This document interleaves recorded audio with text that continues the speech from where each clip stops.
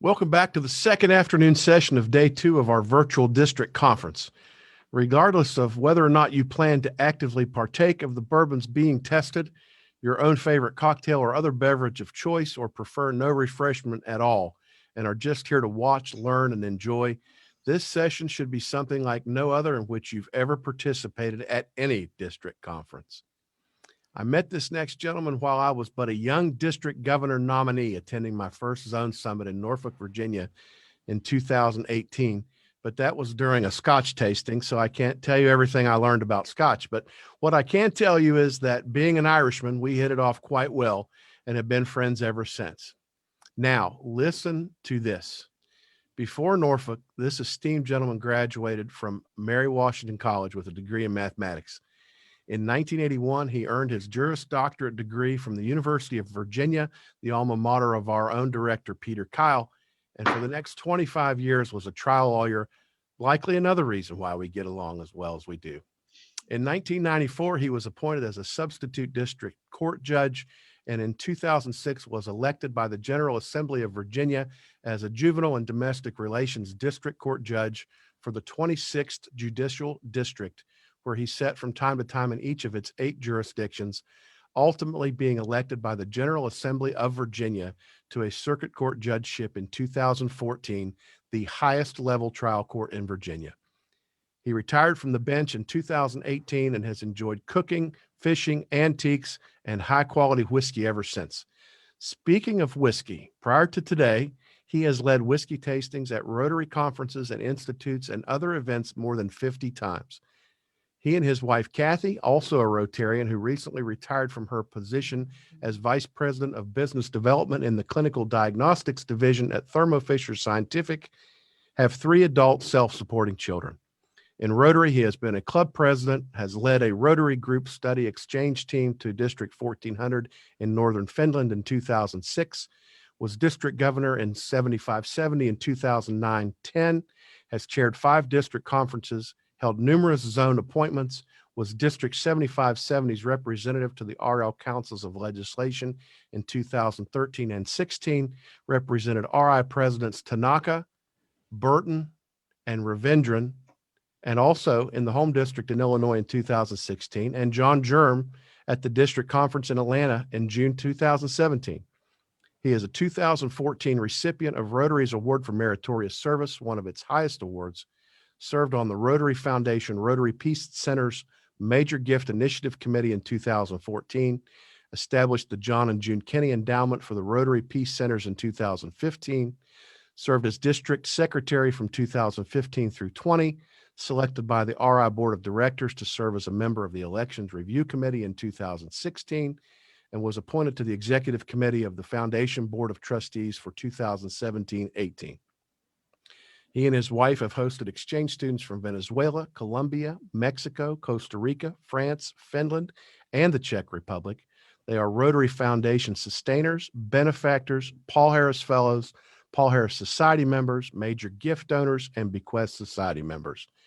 Folks, they just don't get much more distinguished than this. Graciously joining us from the Rotary Club of Front Royal, Virginia, my friend and now yours, past District Governor Ron Napier. Your Honor, I don you with my brand new shirt for the day. I love it. The floor is yours, sir. Oh, thank you. Thank you very much. That was a very kind introduction. I do appreciate it very much. We're going to do 5 whiskeys today, 5 bourbons. And Sean had sent out yesterday 2 pages of information that I have put together. One is discusses the legal aspects of what bourbon is, because there often are some misconceptions about that. And then I have some just what I call interesting facts so that you can understand some of the terminology that's involved in the bourbon industry. And then the second page is my tasting notes for each of the 5 that we're going to do. Now, my wife tells me, I'll back up. This is my first virtual whiskey tasting. All of the others have been in person. And when I do them in person, my wife sits in the back of the room. And when I'm talking too much, she'll raise her hand and have initially two fingers up to tell me it's time to get to the second whiskey. And then a little while later, she'll raise her hand and have three fingers up, and she moves me along. She tells me I talk too much and drink too little. Um, but at any rate, we'll remedy that right now. We're going to start off with this bourbon, Buffalo Trace, which is the flagship bourbon from Buffalo Trace Distillery in Frankfort, Kentucky. Buffalo Trace is probably the best known of all of the bourbon distilleries. Not the least of reason why is because they make the Van Winkles, and everybody knows about Pappy Van Winkle. But at Buffalo Trace, they make many different bourbons. And the Buffalo Trace uses a mash bill that they refer to as mash bill number one. Buffalo Trace mash bill number one. And a mash bill is another word for recipe. When you talk about mash bill, you're talking about what grains go into the making of the whiskey. And in this case, it's going to have a relatively low amount of rye. Now, the legal definition for bourbon is that first, it has to be made in the United States. There are other whiskeys that are made by the same techniques with the same grains, but not made in the United States, and they taste like bourbon or similar to bourbon, but they're not bourbons. It used to be that bourbon had to be made in Kentucky, but in 1964, Congress changed that and declared that it is the American whiskey, and decided that it can be made anywhere in the United States and not just in Kentucky.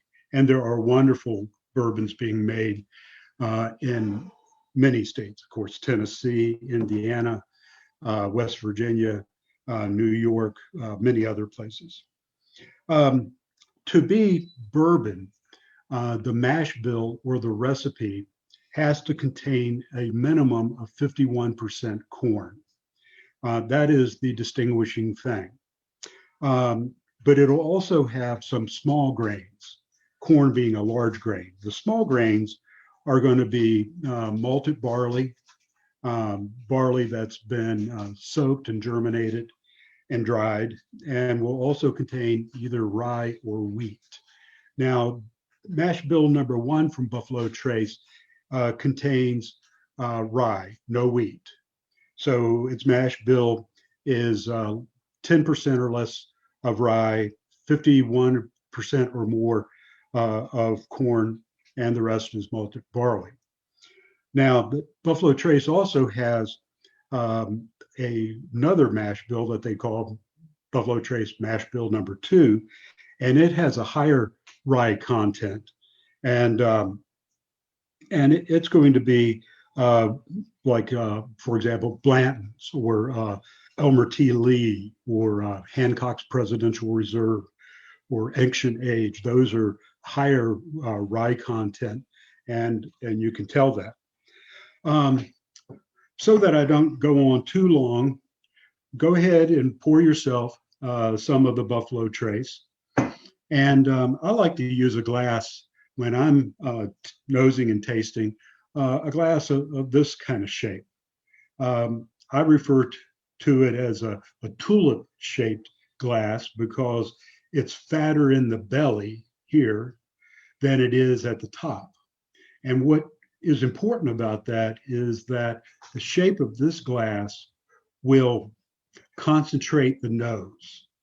And part of the experience of tasting whiskey is the olfactory aspect of it, the smell. You're able to smell over 32,000 different types of smells, but you can only taste 5 different types of tastes. So the olfactory sense is extremely important in appreciating what's in the glass.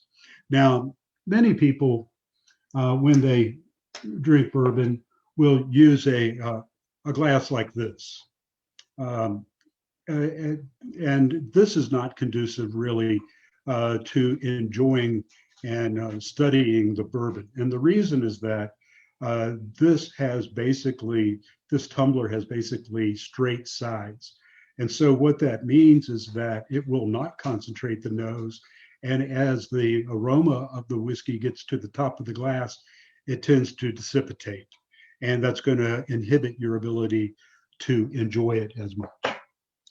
Now, when I am studying a whiskey, I like to roll it around the glass. And when I do roll it around the glass like that, I'm looking to see how the whiskey comes down over the glass. You'll see what are referred to in the industry as legs coming down. And the legs are going to tell you something about the viscosity of the whiskey. If you have legs that are wide and lingering, then you're going to have a fairly viscous whiskey, and it's going to coat the tongue and will almost have a chewy character to it. I also like to study the color of it because that's going to give you some idea of how flavorful it's going to be. And I say that because with whiskeys, at the end of the distillation process, you have what is referred to as new make or spirit. It's not whiskey yet because it hasn't been aged, and I'll talk a little more about that. But when it goes into the barrel initially, it's crystal clear. It's as clear as water. It has no color whatsoever. All of the color is derived from the wood. And the wood provides what many whiskey writers estimate to be 60 to 80% of the flavor of the whiskey. So in order to be bourbon, it has to use a mash bill of at least 51% bourbon. Then it will have the small grains. It has to be aged in a new oak cask that has been charred on the inside. And at different distilleries, they will char the barrel to different extents in order to get different effects from the barrel. Also, it has to be aged for a minimum of 2 years. And if it's aged for less than 4 years and is straight bourbon as opposed to a blended bourbon, then it must state the age on the label. So with this one, after you've studied it a little bit, you certainly want to nose it because that's going to tell you a lot what the flavor is going to be like. And I picked this one to start with because this is sort of your boilerplate type bourbon. Buffalo Trace 10 years ago, you could find it in every liquor store, no problem. You could buy it, cases and cases of it, no problem. But the revelation came about after the Beverage Tasting Institute ranked Pappy Van Winkle with 99 points and made Pappy Van Winkle very famous. And at that same time, it was learned that the mash bill for Weller, which we'll get to later in the tasting, is the same mash bill in the same distillery as the Van Winkle flights. And I'll talk more about that as well. But when that revelation came about, it made all of the products of Buffalo Trace very popular. And so this particular whiskey, Buffalo Trace, is now hard to get. In Virginia, you can find it from time to time, but Virginia ABC, our state-run store, will only allow you to buy one bottle a day. So you can't go in and buy a case of it because the demand is so high that they want to limit it to just one bottle a day. So I invite you to taste this and see what you think.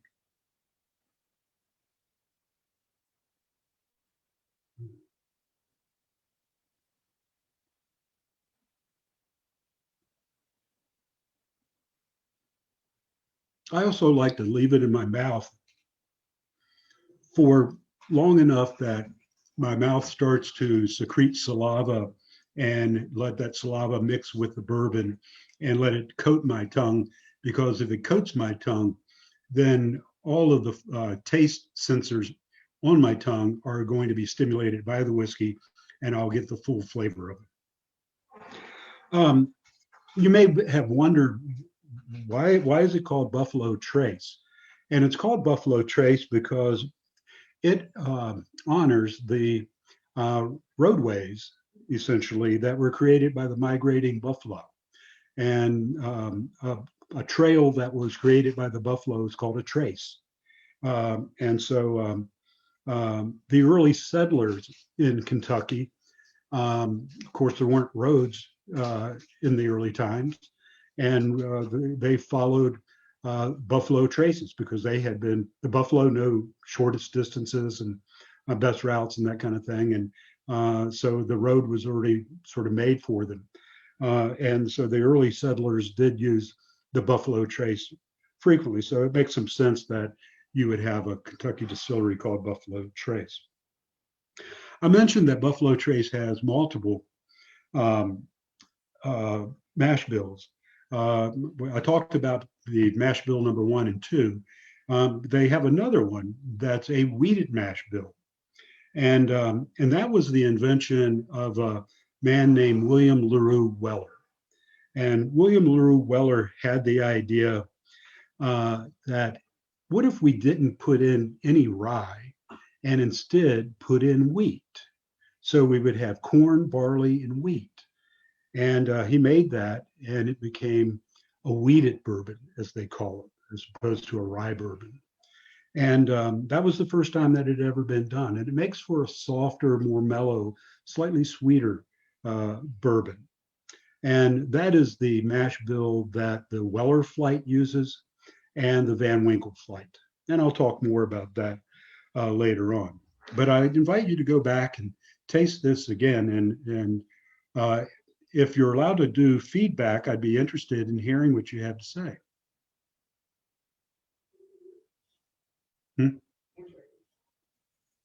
If you're familiar with Zoom, you know that there's a chat function and you can send a message for me to look at and I can respond to you that way.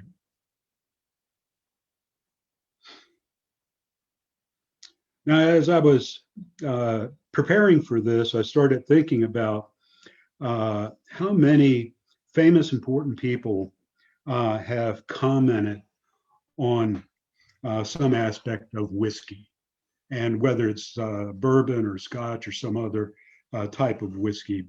But a lot of very influential and intellectual people, philosophical people have commented on whiskey. And I'd like to share some of the things that they've said with you as we go forward in this. Mark Twain said, "Too much of anything is bad, but too much good whiskey is barely enough." I can appreciate that sentiment very much. And then Johnny Carson said, "Happiness is having a raw steak, a bottle of whiskey, and a dog to eat the raw steak." One of the famous politicians that liked to drink, of course, was Winston Churchill.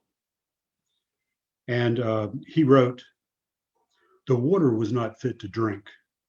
To make it palatable, we had to add whiskey. By diligent effort, I learned to like it." Ron, we've got some questions in the chat. Do you care if Okay. I long enough to ask them real quick? Sure. Someone has asked a question if there's any value in trying any of the alternate wood barrels or staves. Oh, yes. And actually, when we get to the fourth bourbon that we're going to do, the Maker's Mark 46 uses staves inside the barrel to enhance the wood influence. But certainly in the whiskey industry, both bourbon and scotch, the type of wood that is used becomes very important. Of course, it has to be, in order to be bourbon legally, it has to be aged in a new oak cask that's been charred. But you can then, after it has reached the legal definition of bourbon, take it out of that barrel and put it in some other type of barrel. For example, a sherry butt, or maybe a port pipe, or various wine barrels. They've done it with a variety of beer and ale barrels. And all of that, any of those will affect the flavor of the whiskey, and won't totally alter it, but will change it some. We've got one other question in the chat, and then I promise to get out of your way and let you continue with your presentation. No problem. I've got somebody asking generally, so both bourbons and scotches are all considered whiskeys? And if so, what's the actual difference?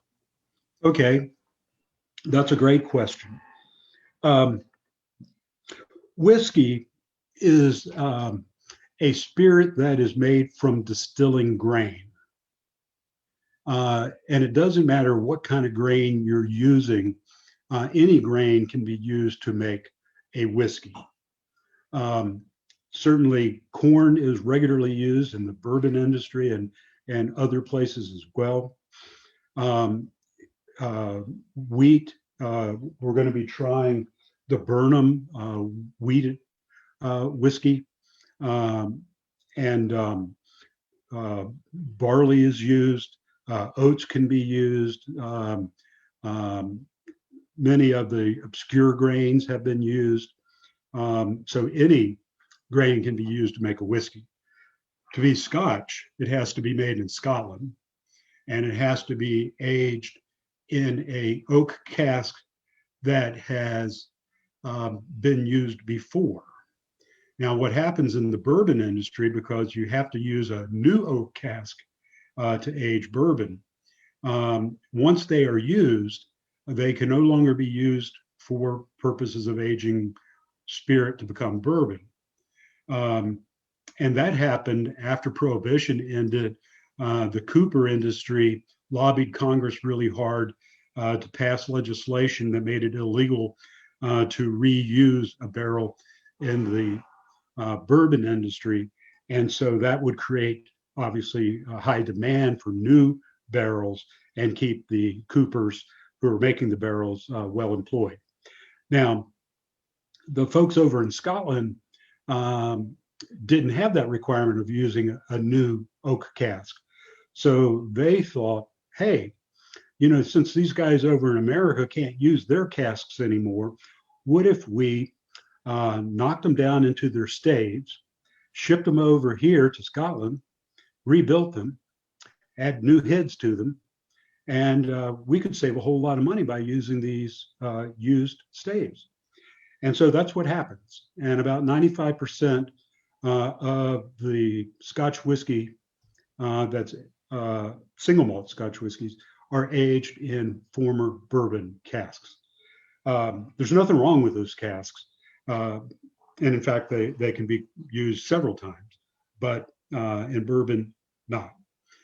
Well, just so you know, George Robertson Burnett spoke to our group yesterday evening as the keynote speaker and wanted me to tell you that you could refill his barrel anytime you wanted with anything you chose. Well, thank you.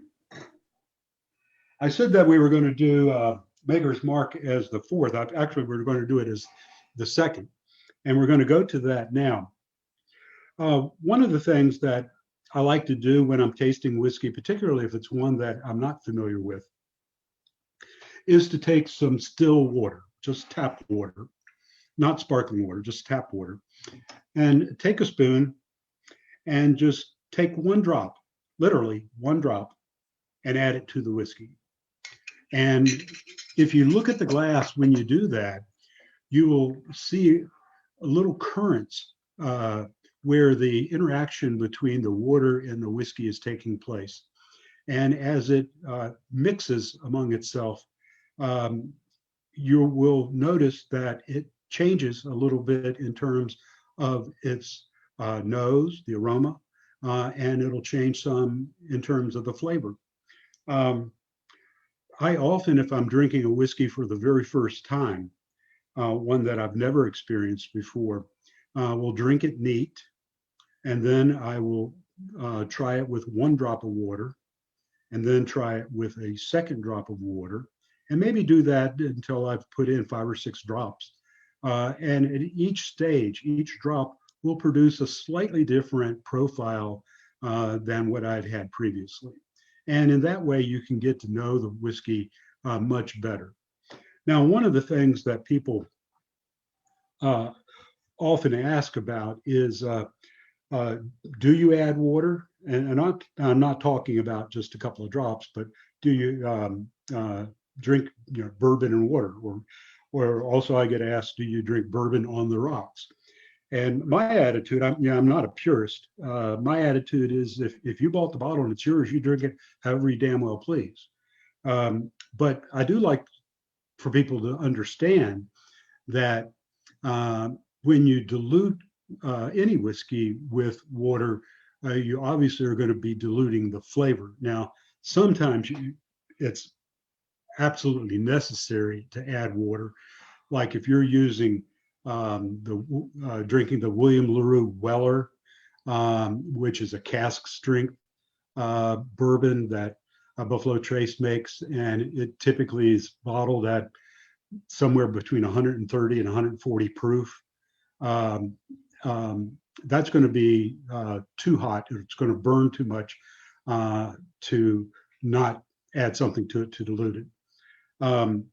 But you also need to understand that if you drink whiskey with ice, that's going to tend to numb your tongue, and you're not going to taste it as fully as if it were neat or without any addition. But my wife is holding up 2 fingers, and so I'm going to go over here. And we're going to taste the Maker's Mark 46. Now, Maker's Mark makes several different types of whiskey. They do some experimentation, and it's easy to recognize because of this red wax seal. Now, the Maker's Mark was founded in 1953 by Bill Samuels and Margie Samuels, and it was pretty unusual in 1953 to have a woman deeply involved in the bourbon industry. But she brought a lot of innovation to the industry and to this brand in particular.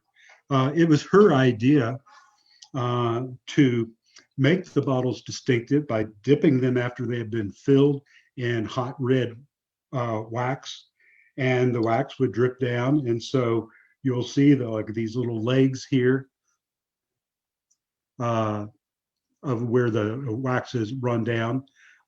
Every bottle is going to be unique because it's going to run down in a different way. A lot of other brands have copied this, like Pinhook. Each of their editions comes out with a different color of wax. Roland's Creek has done it with a maroon wax, and many of them. But Margie Samuels, was the first to do it. This bourbon is to be contrasted with the last one because it has no rye. This is a wheated bourbon. The mash bill is 70% corn, 16% red winter wheat, and 14% malted barley. Now, I mentioned malted barley before. Malted barley is used in making single malt Scotch whiskey. And by malted barley, I'm talking about barley that's been soaked in water, allowed to germinate, sprout, and then when the sprouts are about a half an inch long or so, they dry the grain to stop the germination process.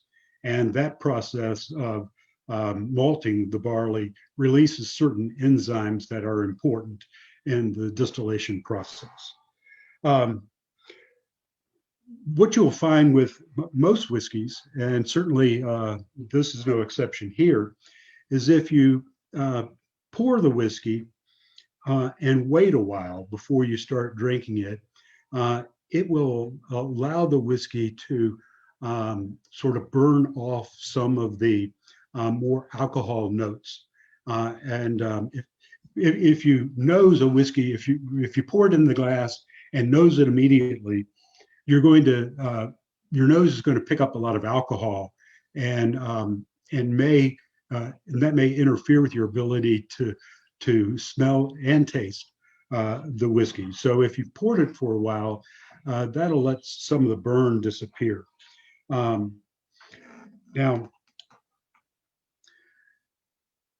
oh, that smells good. Maker's Mark, I think, is one of the really popular bourbons. It's not very expensive. It's a wheated bourbon, and so it is soft and sweet. The spices are gentle. Smells so good. It's time to taste it if you haven't already.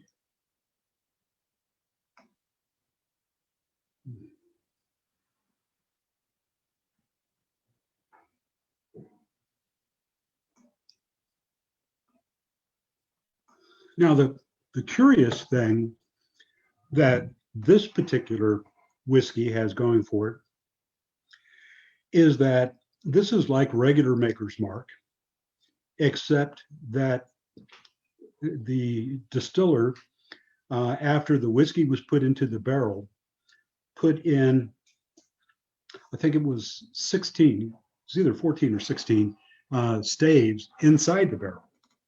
So normally you would have maybe 50 staves making up the barrel.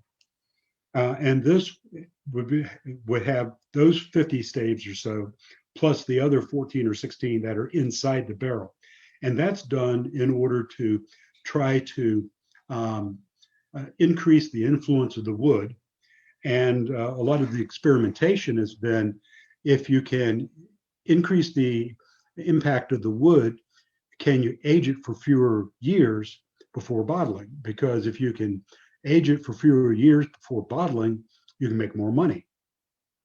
And there are several reasons for that.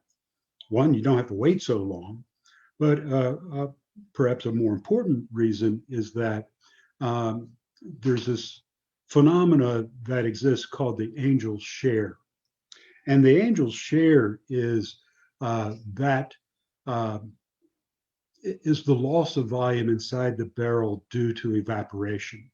Because what you've got inside of a barrel of whiskey, whether it's bourbon or scotch or any other Canadian whiskey or whatever, is you have alcohol and you have water. And alcohol and water make up 99.4% of the content of the barrel. The other very small fraction of a percent are the flavor congeners, what give it its flavors. And as it ages, more of those will be leached out of the wood and impact the whiskey. And so there are some distilleries, Copper Fox Distillery, for example, has been experimenting for the last decade or so with making American malt whiskey. So it's made out of barley instead of corn. And what they do is they add wood chips inside the barrel. And they may use apple wood chips, they might use cherry, they might use oak. They've experimented with many different types of things. And the idea is that they're trying to get a whiskey that tastes good, that doesn't have to age for a long time. A lot of these craft whiskeys have aged for a year or two or three, and you can tell that they really weren't ready to be bottled. Got another question for you, Ron. Okay, go for it. Are flavor congeners in whiskey the same as things that make different wines taste different from each other? On the whole, no. There certainly is the idea of terroir in the beverage industry is important, and certainly location of where grapes are grown, location where corn is grown, location where barley is grown, the variety of corn, the variety of barley, all of those things can impact. In whiskey, in bourbon in particular, the wood is the biggest factor. Now, we also have Tennessee whiskey, like Jack Daniels or George Dickel, and there are some others, but they use a process called the Lincoln process, which is described on one of the sheets that I handed out. And it, I say it's on the fifth bullet point. Tennessee whiskey meets the legal requirements of bourbon, but has the additional requirement of undergoing the charcoal mellowing of the Lincoln County process.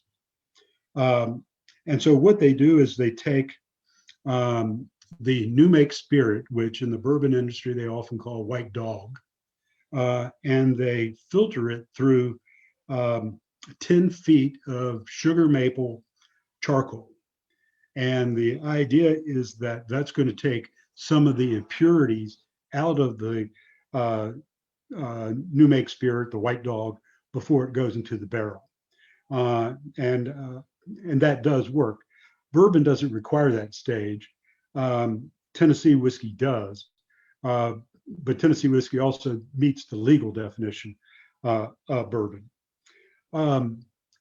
In like the Scotch industry, there are other things that are going to impact the flavor of the spirit. For example, peat is regularly used as a heat source to dry the malted barley in Scotch, and that impacts the flavor. The nature of the peat, whether it's predominantly heather or seaweed or something else, will certainly affect things a great deal.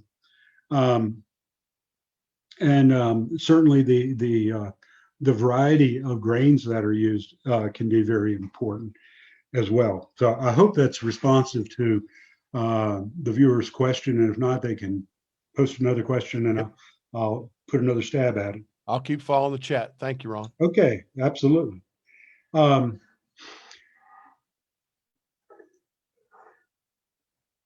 Good. This is good stuff.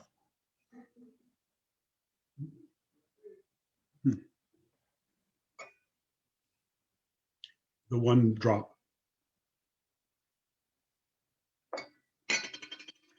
You know, I've been probably told to be a liar 50 or 100 times because I tell people you add one drop of water to a whiskey and it's going to taste different. And they're like, yeah, right. But it's true. And I've had countless number of people come up to me after a tasting and said, you know, I thought you were lying, but that's true. You know, a drop or two of water does change it.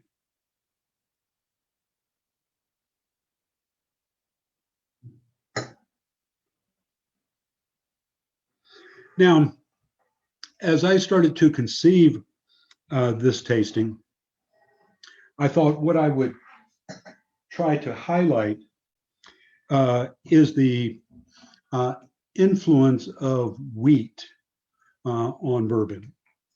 For me, my personal taste is that I prefer wheated bourbons over rye bourbons. Rye bourbons can be excellent in mixed drinks, but if I'm going to drink it neat, I find that the rye tends to make it a little too spicy for what I'm looking for. Although I do like rye whiskey. But so in this, I wanted to start off with a Buffalo Trace because that's your sort of typical rye mash bill bourbon. And then go to Maker's Mark so that you could taste a wheated bourbon and see how that is different from one that has rye. And then I thought to make a greater exclamation point about wheat, I would do the Burnham Original Wheat Whiskey. And I don't know how many people have tried this before. Uh, this is a wonderful whiskey. It's made at Heaven Hill Distillery. It's aged for 7 years. Heaven Hill also makes a very important range of whiskeys called Parker's Heritage Collection. And they have a 13-year-old wheat whiskey that was the original of this.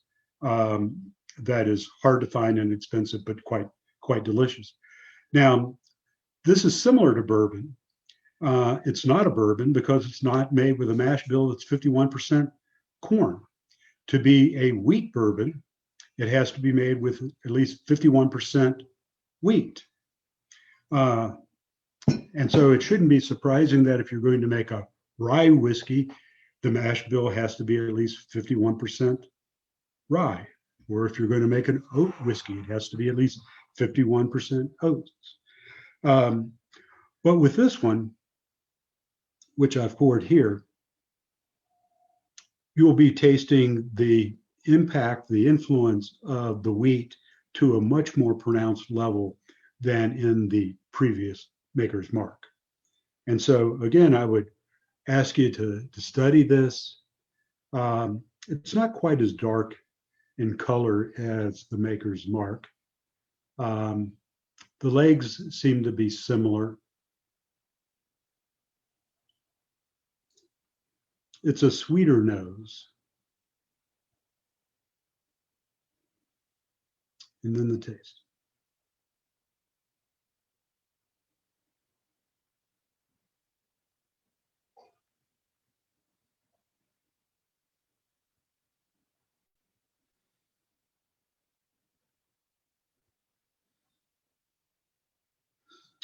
A drop of water and I'll taste it again, and then we'll talk about what we're tasting.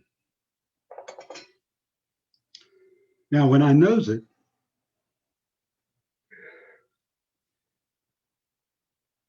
it's certainly sweet smelling.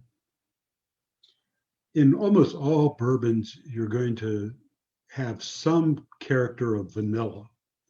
And the reason you have that is one of the reasons why bourbon barrels are charred in the first place. The barrels are charred in the interior of the barrel in order to allow the spirit to penetrate the wood. And you have different types of charring. You can have a light toast all the way down to what they call alligatoring. And that's where it's burnt to the point, maybe a quarter to a half an inch thick burned, and the wood will crack and sort of resemble the skin of an alligator. And depending on how much char you have to the cask, that will impact how far the spirit can penetrate the walls of the barrel and extract flavors from the wood. And also, when you char the wood, one of the chemicals that is created is called vanillin. And vanillin is related in flavor to vanilla. And so that's where you get that vanilla flavor from in bourbon. So you find that in many, many bourbons. There's a little bit of spice, but this is, I would say, very elegant, good sipping whiskey. And, you know, if you fixed a mixed drink with this, most people would not know it's not bourbon. And I expect you could fool some of your friends who are experienced bourbon drinkers, pour this and ask them to guess what it is. And they probably won't. They'll guess a bourbon, but they won't be guessing this.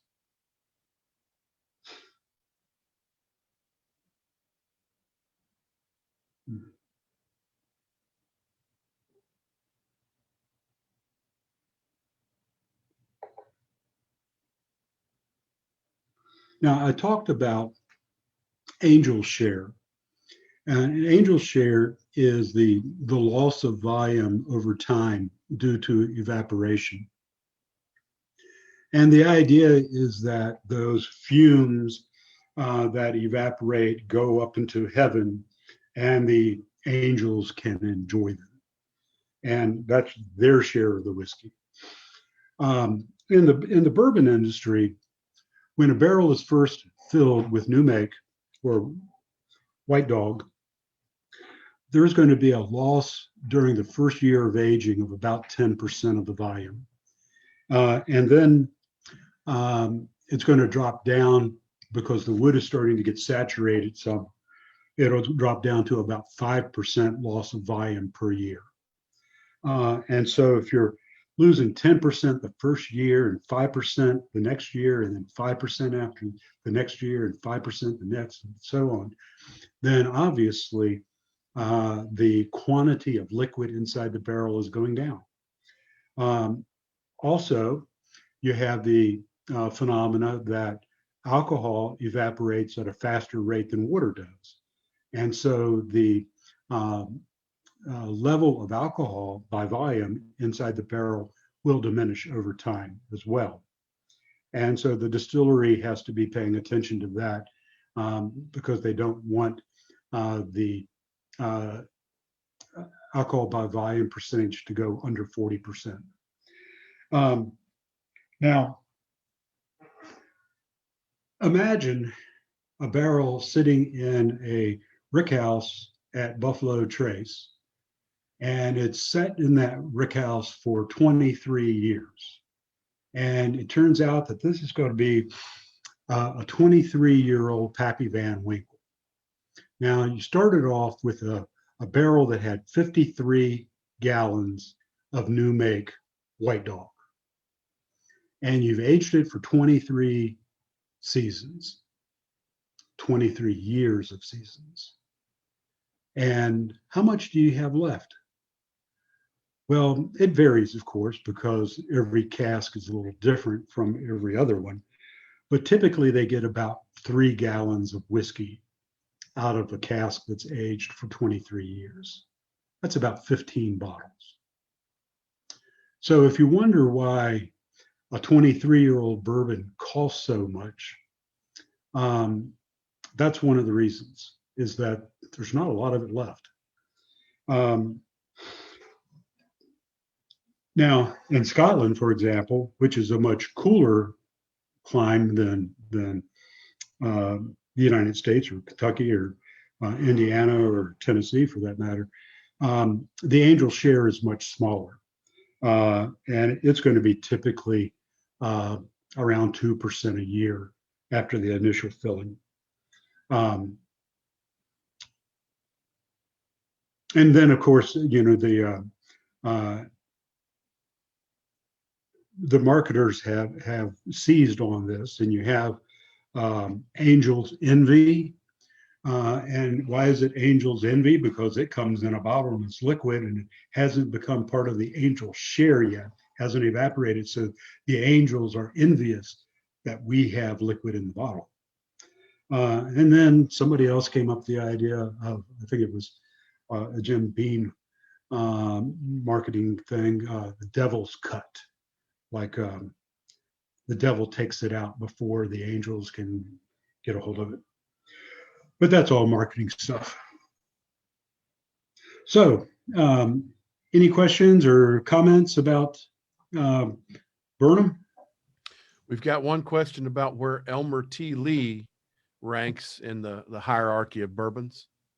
I'm not sure if that question needs further context or not for you to be able to answer it, but that's the question thus far in the chat. Well, Elmer T. Lee was a master distiller at Buffalo Trace, and it's named in his honor. It's a single barrel bourbon. It uses the Buffalo Trace Mash Bill number 2, which is a higher amount of rye. And it's extremely sought after.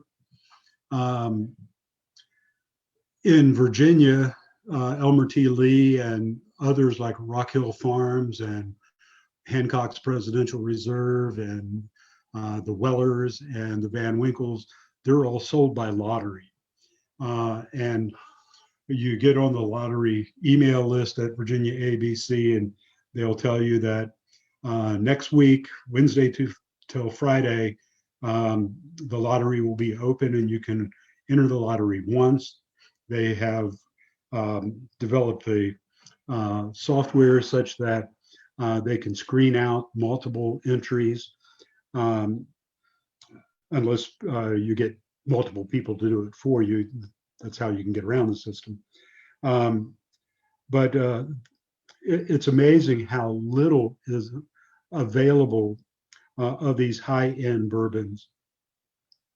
For example, we just had a lottery of some of the Van Winkles, and I think there were maybe in the neighborhood of 2,000 bottles of either the 10, 12, 15, 20, or 23-year-old Van Winkle that were in this lottery, and over 30,000 people entered the lottery. So your chances of getting one is pretty small. Elmer T. Lee is certainly one of those. But one of the things I haven't understood, and I'm still trying to get my head around this, is Kathy and I have Rotary friends down in Tennessee, and we go down there and visit them from time to time. And I'll go into a regular package store, and on the shelf there will be Weller, there will be Elmer T. Lee, there will be Colonel E.H. Taylor Jr. And I'm like, wow, I can't do this in Virginia. The first time I went into one of those package stores, I walked out with $1,500 worth of bourbon because they were good prices and I could actually get it. You know, here you might wait 3 or 4 years to get lucky enough to get one of these bottles, or you can go on the secondary market and pay through the nose. But at any rate, my wife is now holding up 4 fingers and telling me I need to move on. And if I haven't answered the question adequately, go to chat.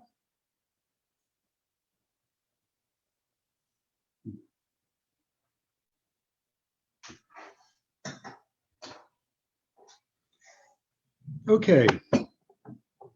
You know, the Irish have a proverb that goes, what whiskey will not cure, there is no cure for. You know, W.C. Fields said, always carry a flagon of whiskey in case of a snake bite. And furthermore, always carry a small snake. And then, you know, another great man, Abraham Lincoln, asked, tell me what brand of whiskey that Grant drinks. I'd like to send a barrel of that whiskey to my other generals. Might have helped. And then, as my wife tells me, whiskey improves with age, and I improve with whiskey. So now we're going to go to the next whiskey, which is larceny. Larceny, as certainly Sean knows, is a crime. And this larceny is made by Heaven Hill, and it's named in honor of a Treasury agent named John E. Fitzgerald, and his name appears on the bottle. Let's see it right up here. John E. Fitzgerald. Now you have to understand the context. This is also a wheated bourbon, by the way. And this has a mash bill that's a little more wheat than we've had before. It's 68% corn, 20% wheat, and 12% malted barley. Now, John E. Fitzgerald was a Treasury agent. And in those days, and we're going back to pre-Prohibition days, only the treasury agents had the keys to get into the rick houses. The employees of the distillery could not, in the absence of the treasury agent. If they needed to go into a rick house, the treasury agent had to go with them. But because he had the keys, he could and did go around the rick houses and sample barrels. He would take the plug out, take a device called a vanish, and put it down into the barrel and pull out some of the whiskey and taste it. And he learned from that process by trial and error where the best barrels were. And what happens in the aging of whiskey, and it's really particularly true with bourbon, is the location of the barrel in the rick house makes all the difference. And that's because the environment in different places in the rick house are different. In a rick house, the one that's in the background here has only 3 levels of barrels. But in many of the rick houses in the bourbon industry, it might be 10, 12, 15 barrels high. And so the ones at the top are going to be aging in much warmer air than the ones down on the bottom. And that's going to impact on them. The ones on the sides are going to have more fluctuation of temperatures than the ones in the middle. The ones in the middle tend to be the ones that have the sweet spot. But at any rate, Fitzgerald was able to figure out where the best barrels were.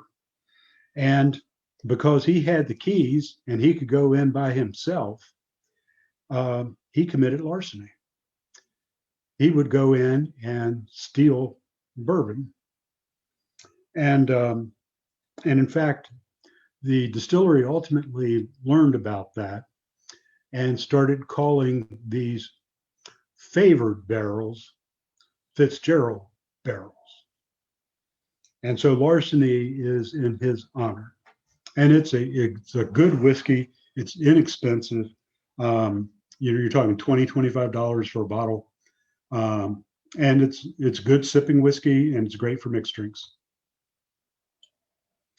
These barrels have been aged anywhere from 6 to 12 years. And, unlike, or I guess contrasting it with Scotch, in the Scotch industry, the age statement on a bottle is really important to the Scotch drinker in most cases. Most Scotch drinkers want a whiskey that's at least 12 years old, meaning it was aged in the barrel at least 12 years.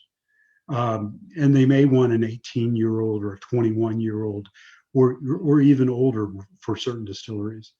But in the bourbon industry, it seems like different barrels will reach their peak flavor, their optimal flavor at different times, because the barrels are different from one another. And so one barrel may, at the end of 6 years, be ready to be bottled, but the one next to it may take 8 years, and the one next to that may take 12 years. But they do age at different rates depending on what wood makes up, what the character of the wood is that makes up the barrel. One of the expressions that you will see a lot with bourbon is the expression small batch. Now, what is a small batch? A small batch means that the distiller has taken a finite number of barrels and dumped them with each other into a large container where they all get mixed up together. And then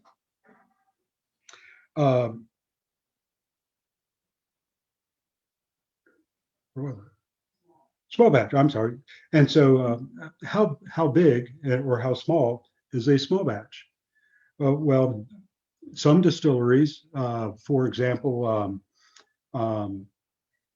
you have a distillery in West Virginia that does a small batch that I think they say on the label they use 15 barrels. Well, with larceny, they use about 200 barrels for a small batch. Small batch is to be contrasted with single barrel. Single barrel is exactly what it says.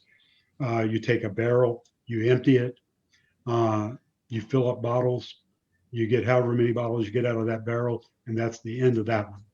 And so if you get a Blanton's, for example, or you get a Elmer T. Lee or Rock Hill Farm or Hancock or any number of the single barrels, Evan Williams, McKenna, um, these are all going to be like that in that there is uh, a flavor profile for that particular cask, that single barrel. And then the next one will probably be very similar, but will be a little bit different. And so that's the difference between single barrel and small batch. Ron, Single barrel, I've got a couple more questions whenever you want to field them. okay, I'll be there in just a second. Yes, sir. Your single barrels tend to come from the sweeter spots of the rickhouse.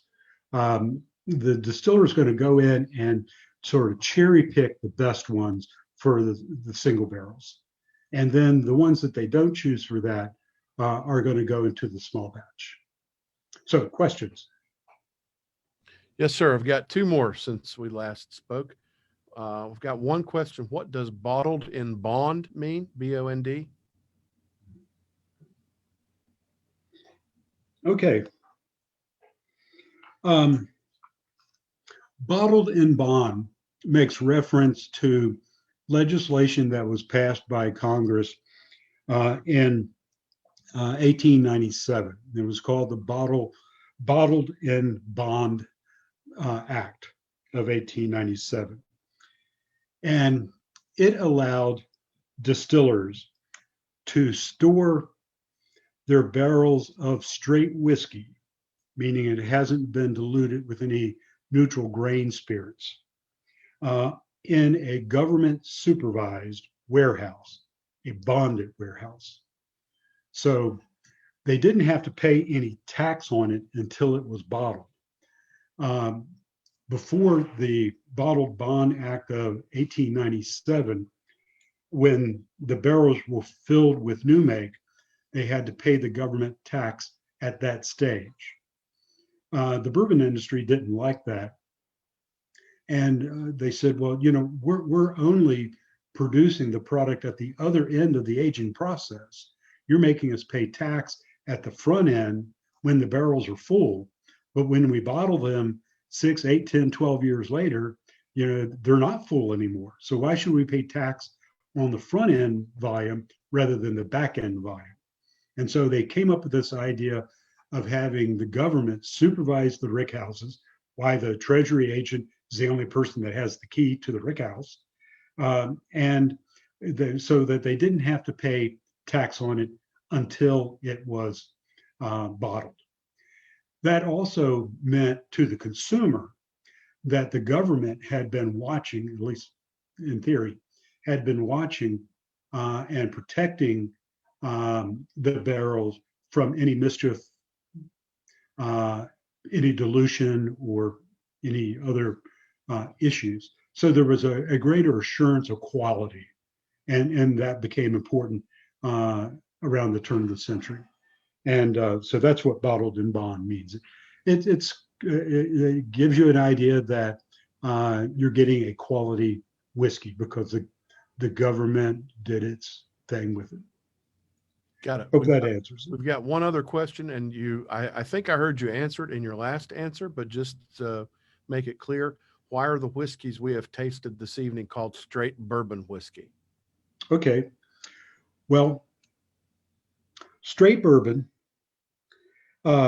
means that it hasn't had the addition of any neutral grain spirits.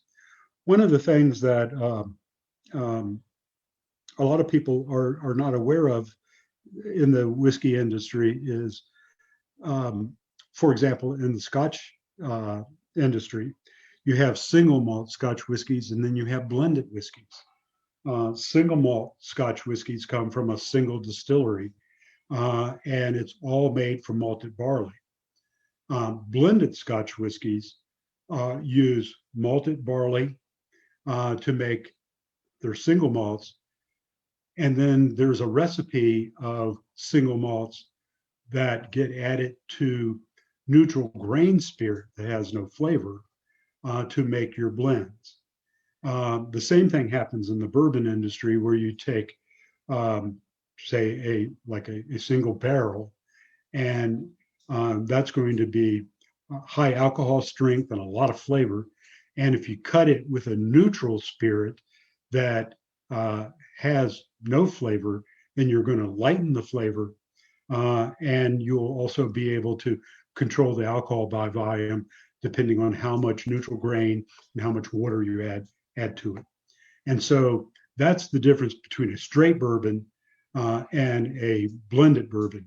The straight bourbon has no neutral grain spirits. It's all made from the original mash bill. Thank you, sir. Absolutely.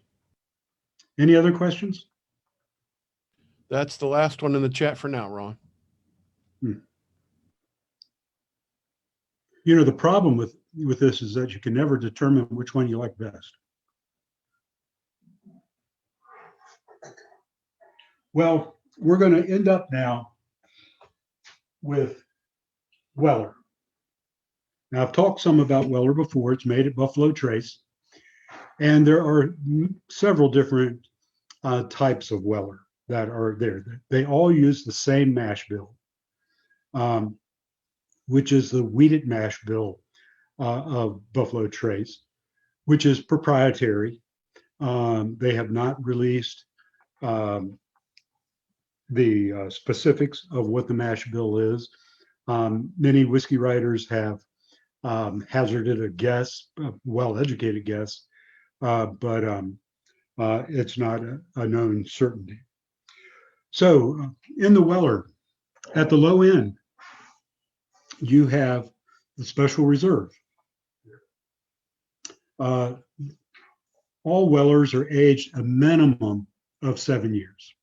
Buffalo Trace says they won't put a Weller out that's under 7 years of age. So this is your standard thing. You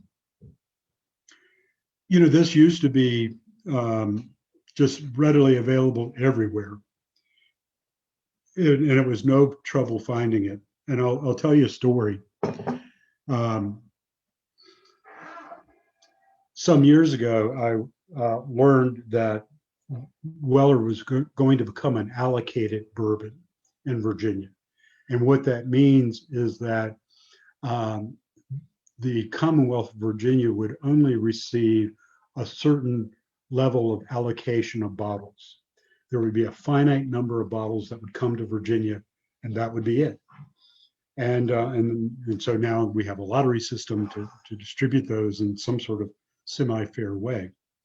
But when I learned that, I was told if you like the Weller, which I did, then you ought to go try to round up as much as you can, and because it's going to get harder and harder to find, and it's going to get more expensive. So I took that to heart, and I started doing some research, and lo and behold, I found a liquor store online in St. Charles, Missouri, that had the Weller Special Reserve for $15.99 a bottle.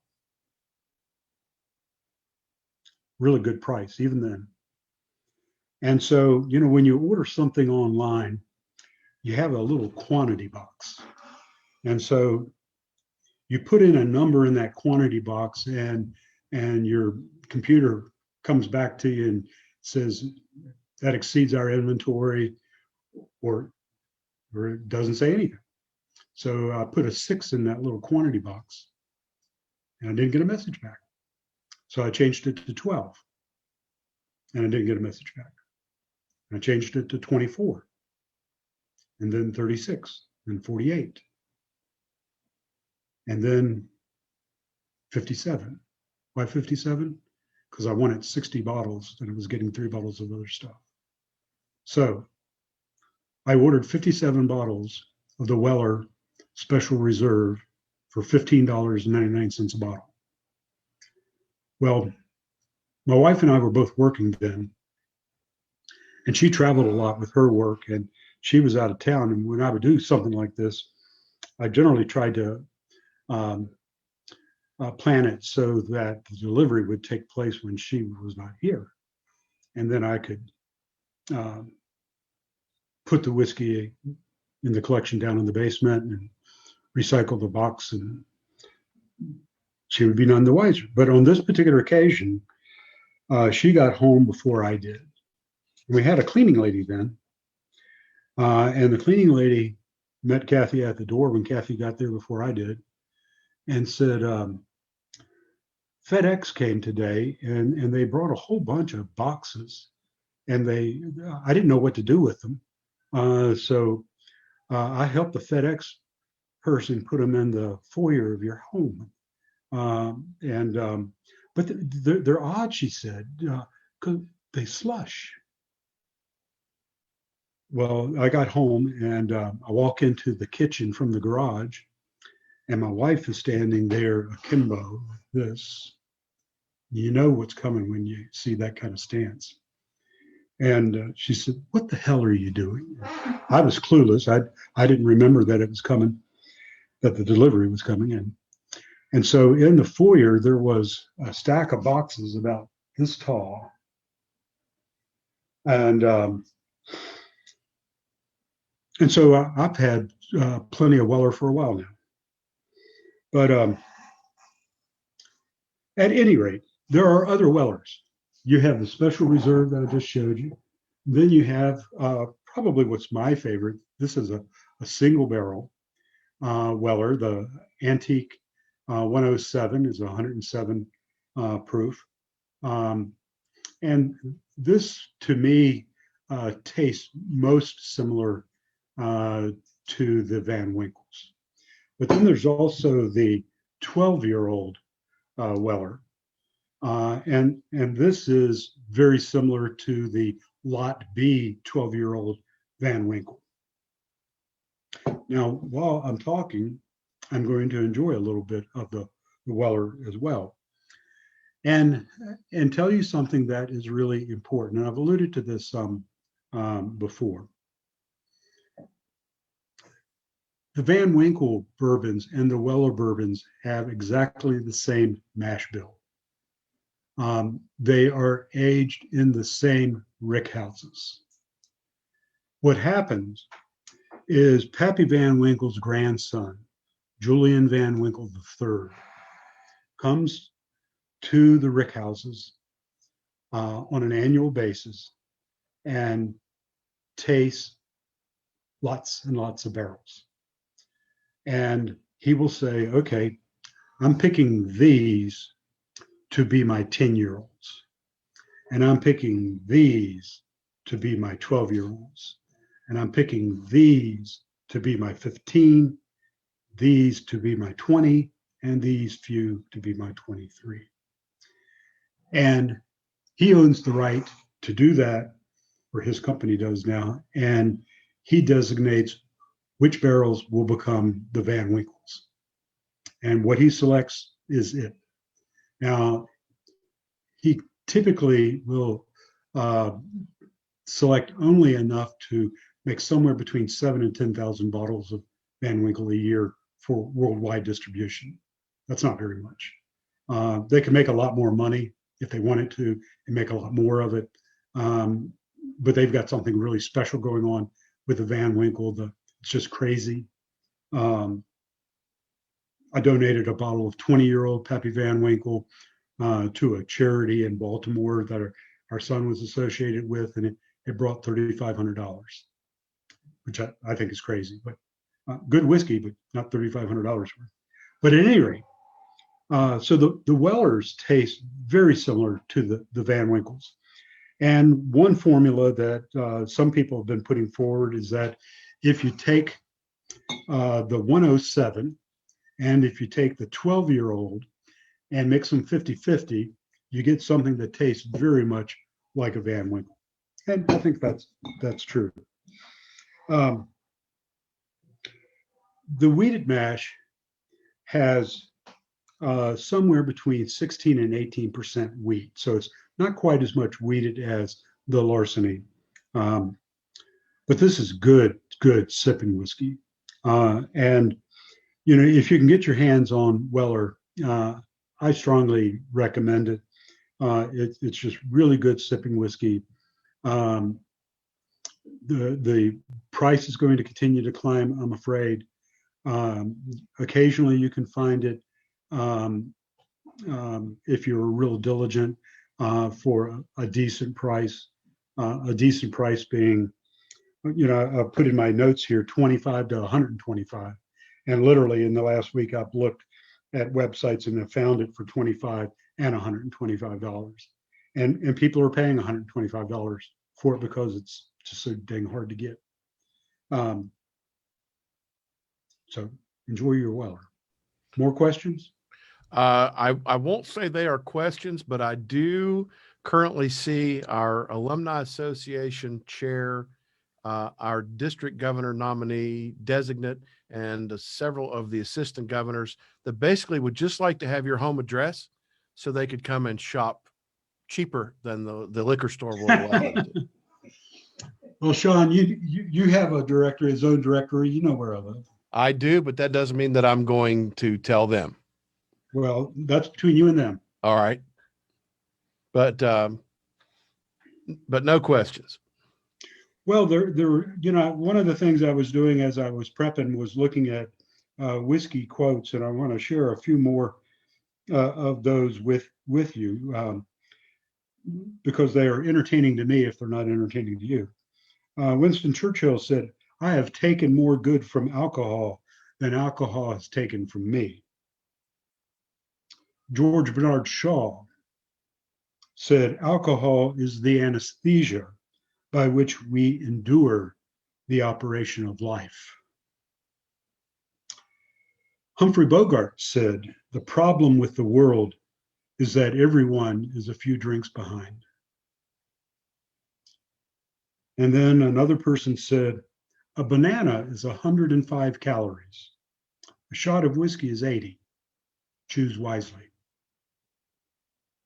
Frank Sinatra said, "Alcohol may be man's worst enemy, but the Bible says, love thy enemy."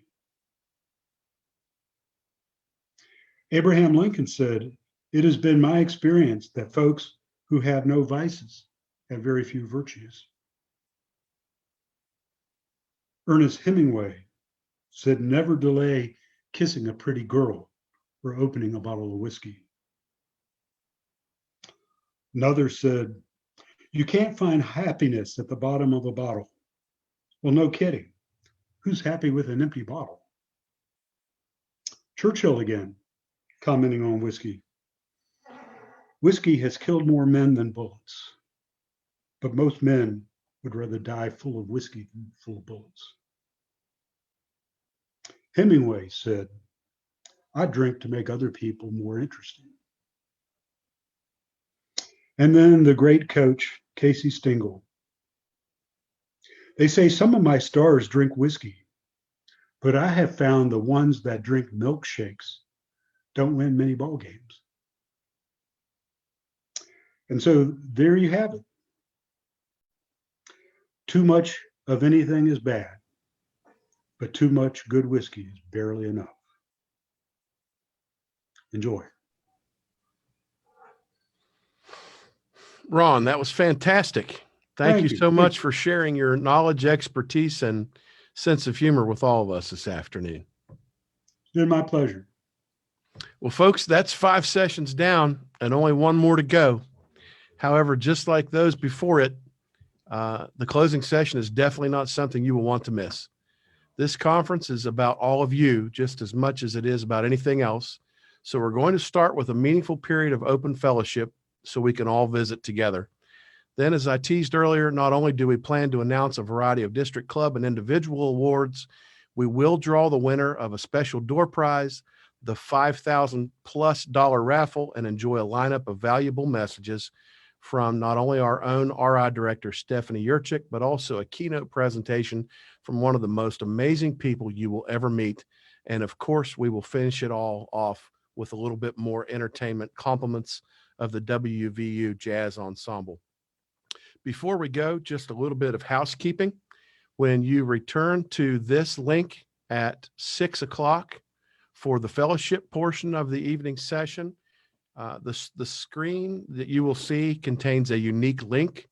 If you click on that link, that will take you to the fellowship portion from 6 to 6:30, which session will not be live streamed as all the others have been thus far. So if you want to participate in the fellowship from 6 to 6:30, again, be sure that you click on the link at this site. It will take you to the other. We will visit for about 30 minutes. Then at 6:30, you will leave that special fellowship room and come back to this area using the link that you used to get in today. So with that said, do what you need to do. Get your favorite drink or snack handy. Grab a quick bite. Otherwise, I will see you all at 6 o'clock.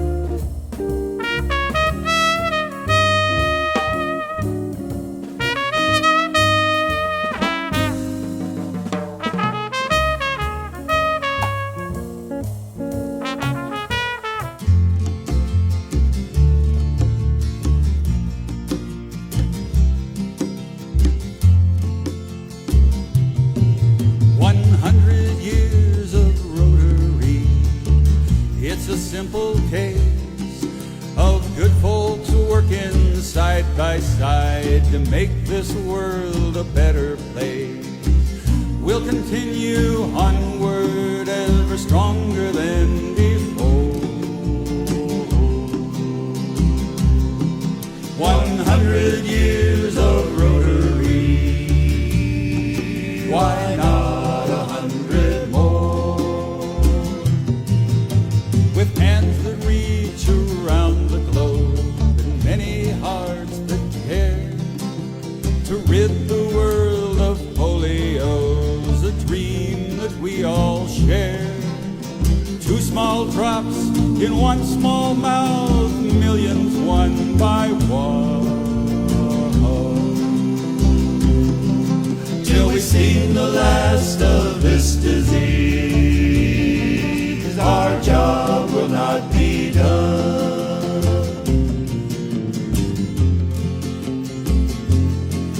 Paul Harris and 3 friends sat down in 1905. Now in clubs throughout the world, we keep their dreams alive, to foster understanding among people everywhere, to build goodwill and harmony, the 4-way test to share. In clubs around the globe, our many efforts will not cease. And by the next centennial,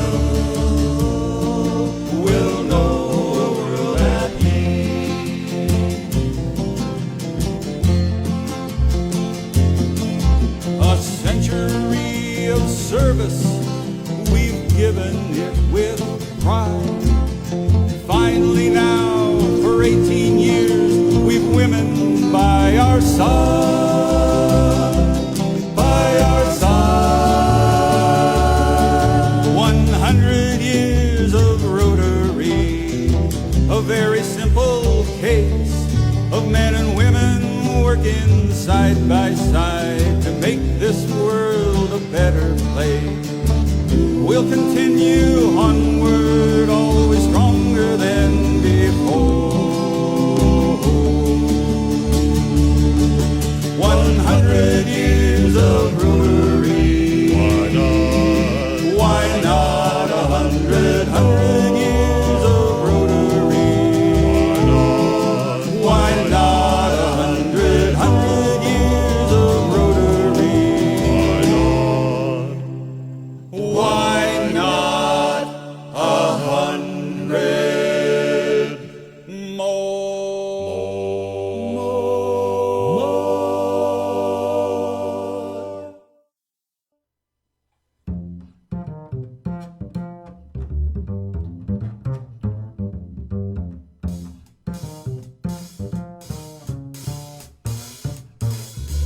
I'm gonna lock my heart and throw away the key. I'm wise to all the tricks you played on me. Gonna turn my back on love. Gonna snub the moon above. Seal all my windows up with tin, so the love bug can't get in. I'm gonna park my romance right along the curb. Hang a sign up on my heart, please don't disturb. And if I never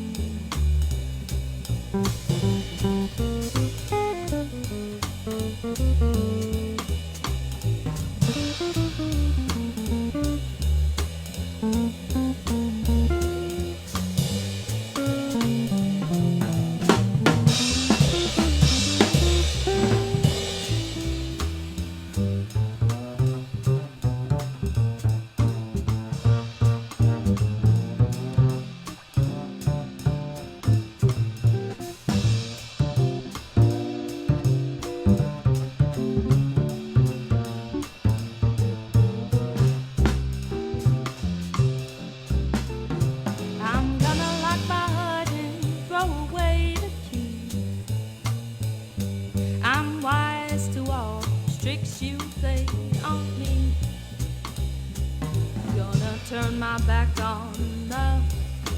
Gonna snub the moon above, seal all my windows up with tin, so the love bug can't get in. I'm gonna park my romance right along the curb, hang a sign on my heart, don't you dare disturb.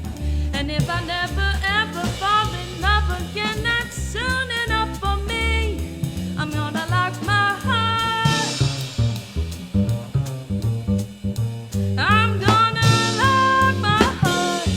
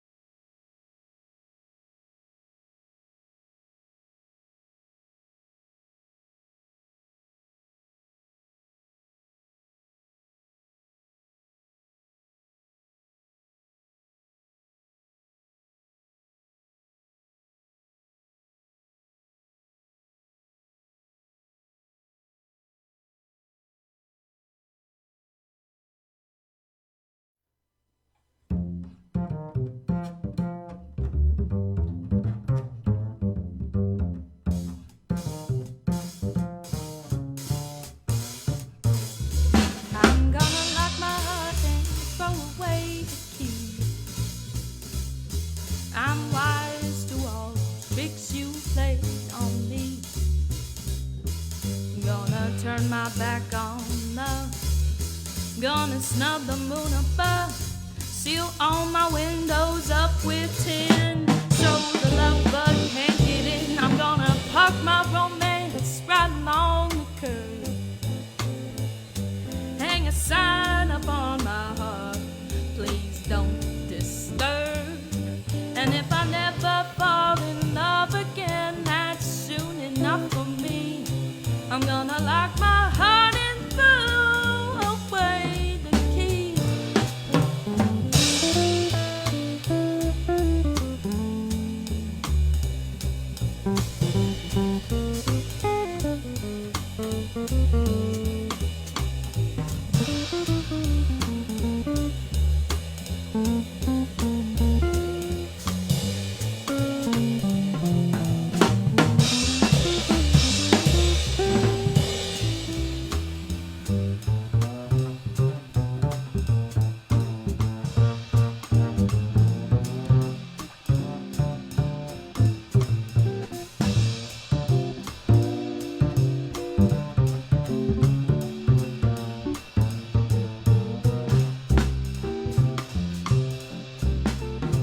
I'm gonna lock my heart and throw away the key.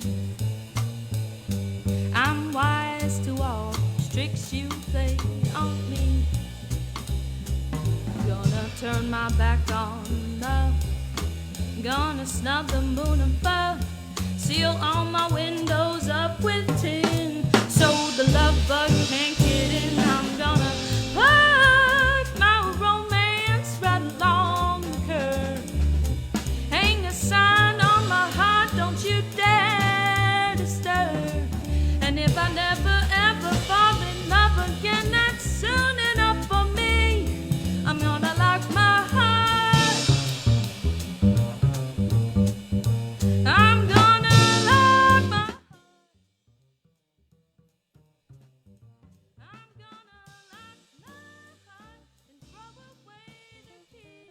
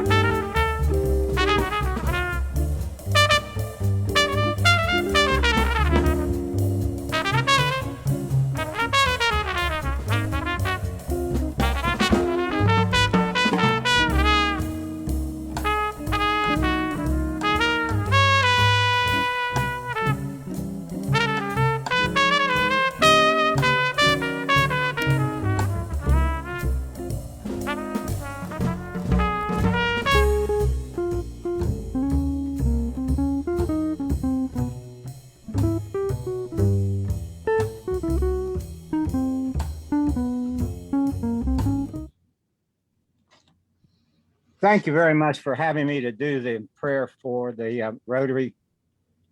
I offer this conclusion prayer. Lord, we are thankful for opportunities to serve and to place service above self, people above pride, and purpose above power. Whether in our local city, county, country, or continent, we give you thanks, O Lord, that we can serve. We are blessed that we can see beyond enclosed borders, racial divides, and pompous pieties. Through clubs, exchange programs, and fellowship gifts, grant us the grace to continue our efforts to be inclusive and committed to the causes of human dignity, the environment, and globalism.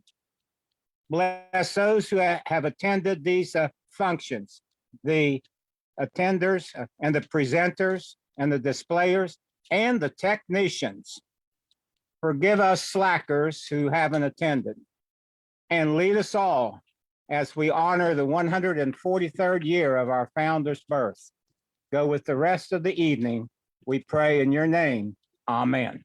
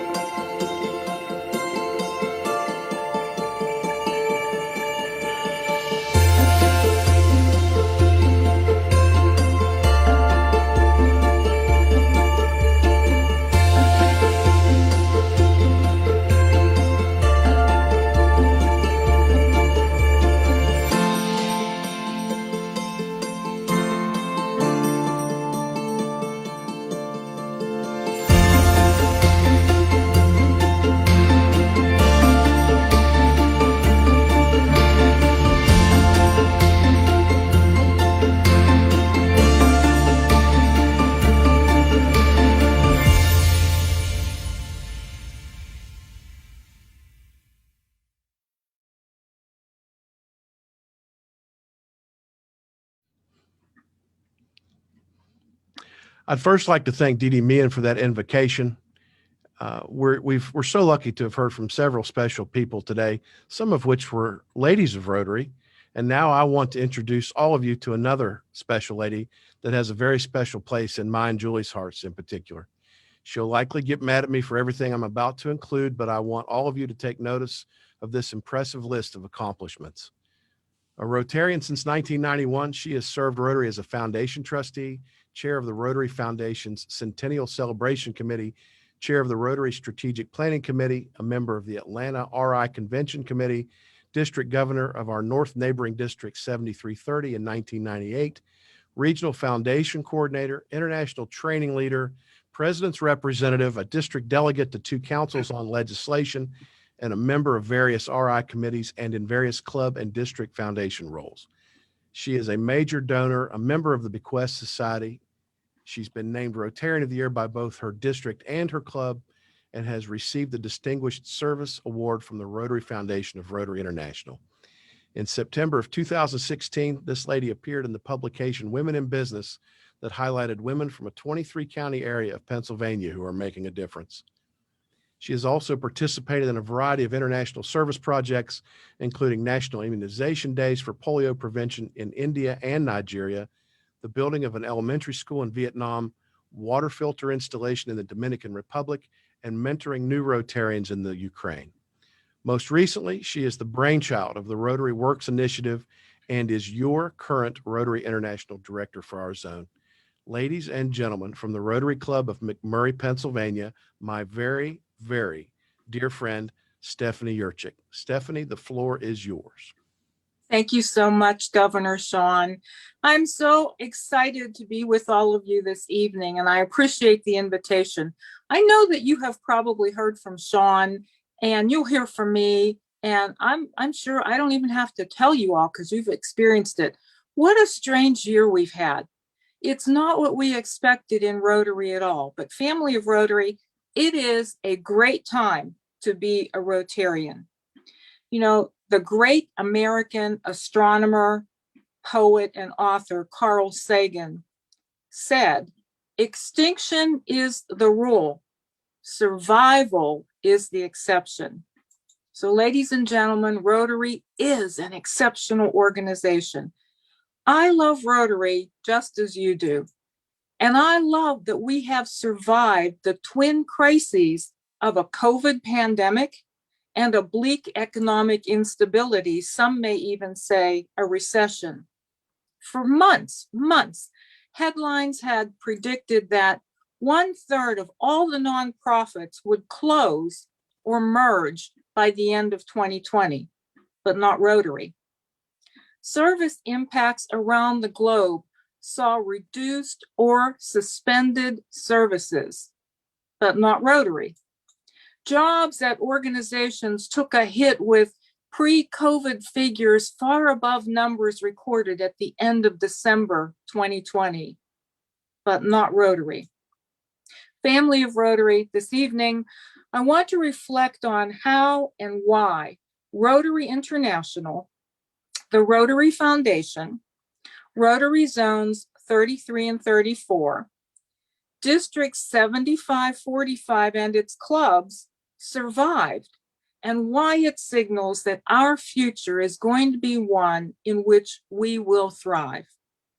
Now, you all know that 2 years ago, Rotary launched a new action plan, a strategic plan with 4 priorities that are meant to move us into this bright future.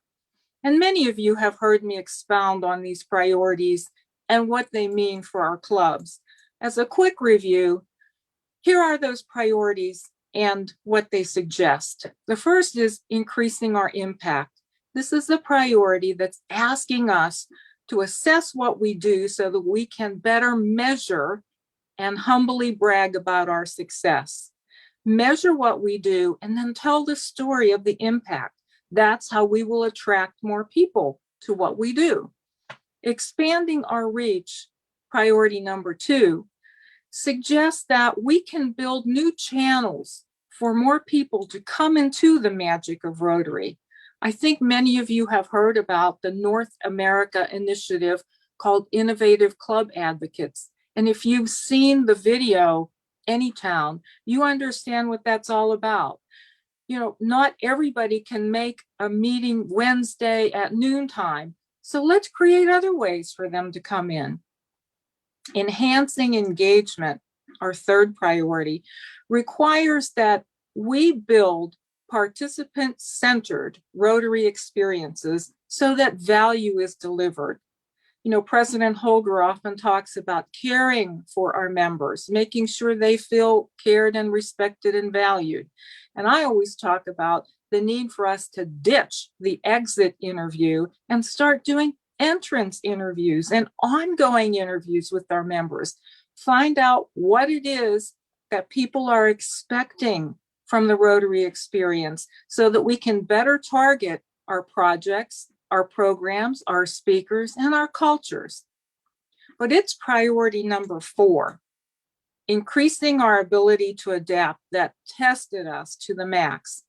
And we passed with flying colors. The way we do Rotary was taken away from us 14 months ago. Do you remember where you were when you heard the news that this pandemic was real and that we were about to go into lockdown? For me, it was March the 13th of last year. I wasn't far from you. I was in District 7570 at the Homestead in Hot Springs, Virginia, for their district conference. Then DG Tim Carter got up on stage on the first day, during the second half of the first day, and bravely announced, by order of the governor of the state of Virginia, this conference is now closed. We looked at each other. We felt actually afraid. We stayed overnight, and the next morning we all drove home. It was the very last time that I went to a Rotary in-person event for the remainder of 2020. Now, Rotary could have shut down, but we didn't. I watched dozens and dozens of news programs and read countless articles about major companies filing for bankruptcy or going under. Neiman Marcus, J. Crew, GNC, Cirque du Soleil, Brooks Brothers, California Pizza Kitchen, Lord and Taylor, 24-Hour Fitness, Pier 1 Imports, and my go-to store. I don't know if you have these in West Virginia, or had them, but my favorite store was Steinmart. See, Steinmart had the best clip earrings of anybody. I don't have pierced ears. So I used to have excursions with my girlfriends. We would go and make a day or afternoon out of it. We'd shop, we'd buy whatever it was, and then we'd have lunch and, go to other stores. So when Steinmart announced that it was closing, I had to make one final trip to buy several pairs of these stylish clip-on dangling earrings. Now, I suppose that I can find these kinds of earrings online, but you know what? The magic of that experience won't be the same. Oh well. So the Journal of Philanthropy reported last fall that 22,000 nonprofits would fail due to coronavirus, from child care centers to food banks to arts organizations. The economic toll of this pandemic is in the billions of dollars. So what did Rotary do in the face of COVID-19? Well, at headquarters, Rotary International and the Rotary Foundation staff were sent home on March the 16th with technology, and they were asked to test whether they could do their jobs from home. Some tweaks were made, and by 2 days later, it was business as usual. In-person meetings became Zoom meetings.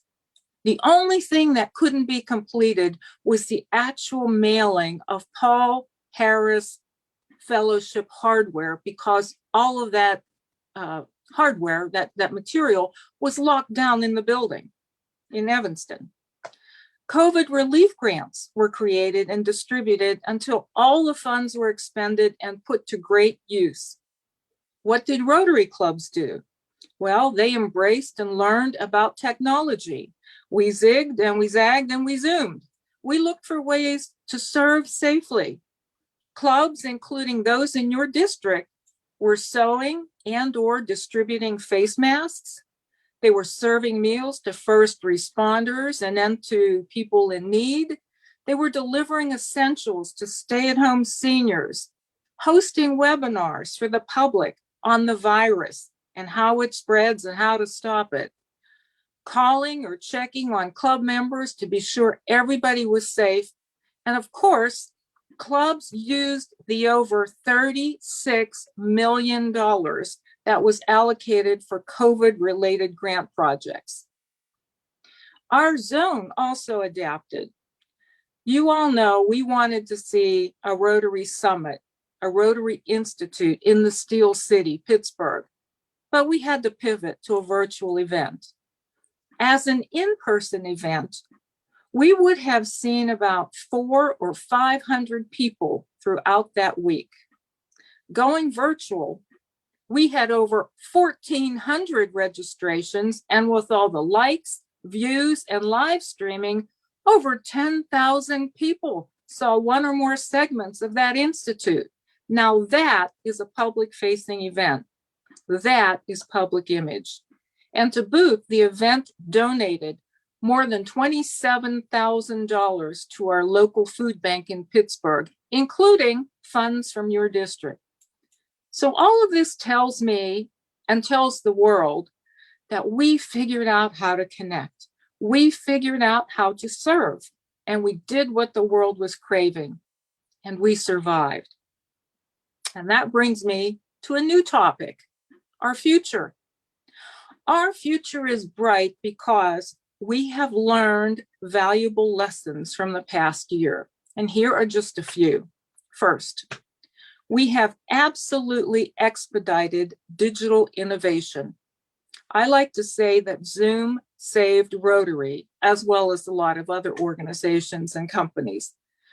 Facebook live streaming and virtual platforms allow more people to experience the magic of Rotary.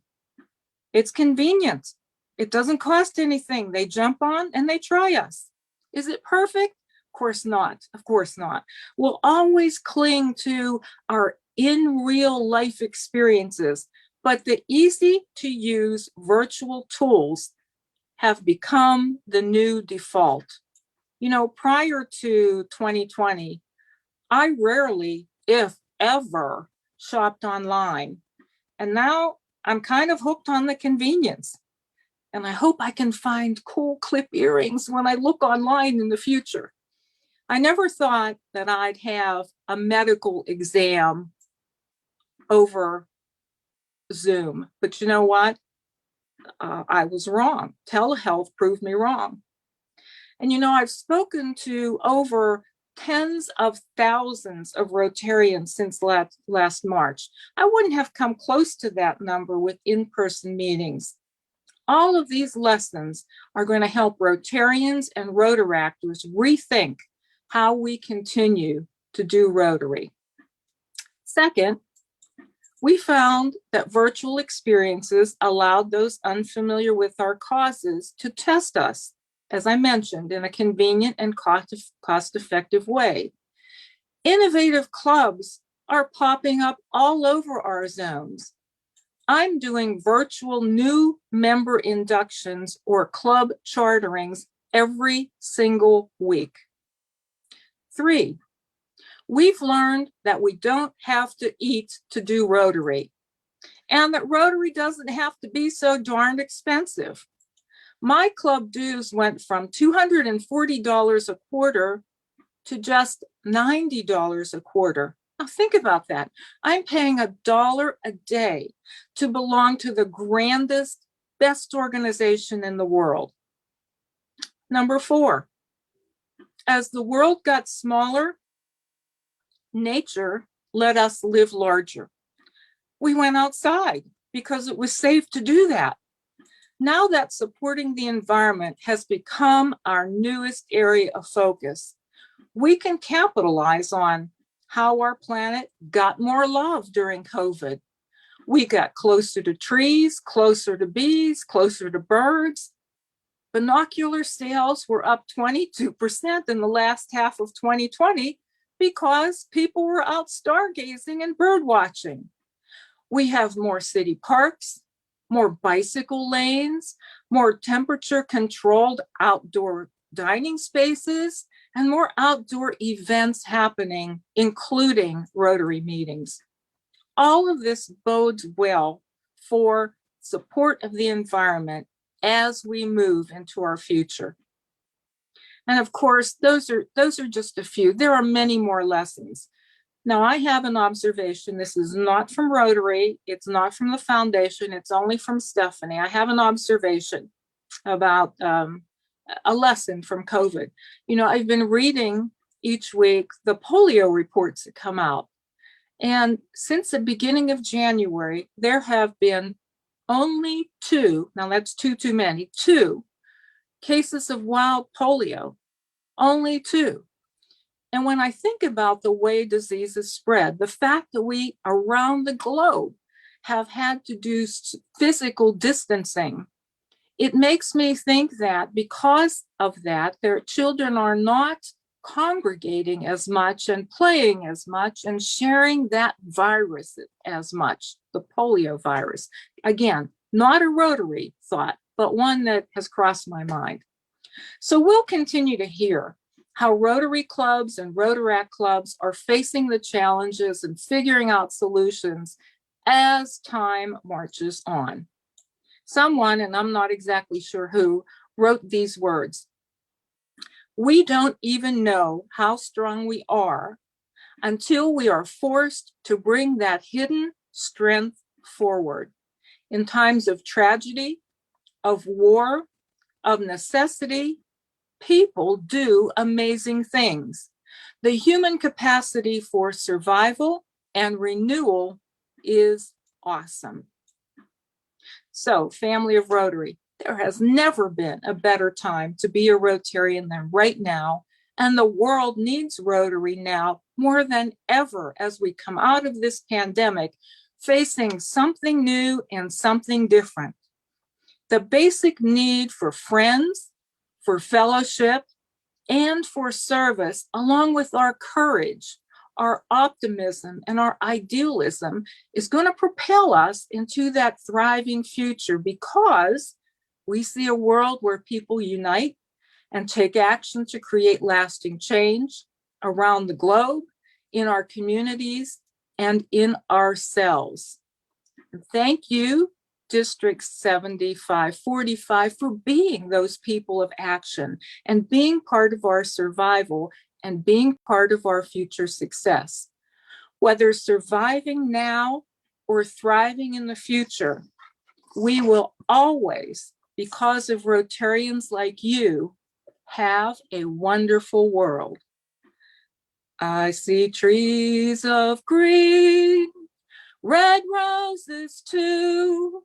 I see them bloom for me and you. And I think to myself, what a wonderful world. I see skies of blue and clouds of white, bright blessed day, dark starry night, and I think to myself, what a wonderful world. The colors of the rainbow, so pretty in the sky, are also on the faces of people going by. I see friends bumping elbows, saying, how do you do? They're really saying, I love you. I hear babies cry. I watch them grow. They'll learn much more than I'll never know. And I think to myself, what a wonderful world. And I think to myself, what a wonderful world. And this world is so wonderful, Rotarians, because of you, because you're committed to finding opportunities and you're committed to serving to change lives. Thank you, District 7545, for listening, and I wish you all the best. In hindsight, life seems linear. It's a story you get really good at telling. But in moments of uncertainty, when I have no idea what direction to take, I tell myself to do even more. Polio changed the way I walk, but not what I can be. I'm a father, a professional, an activist, a national champion, and a polio survivor. My father told me it's not where you start that matters, it's how you finish. After paralysis, I worked to regain the strength to walk. I never gave in to polio, and neither can you. Every day we are one step closer to eradication. Let's finish, and finish strong.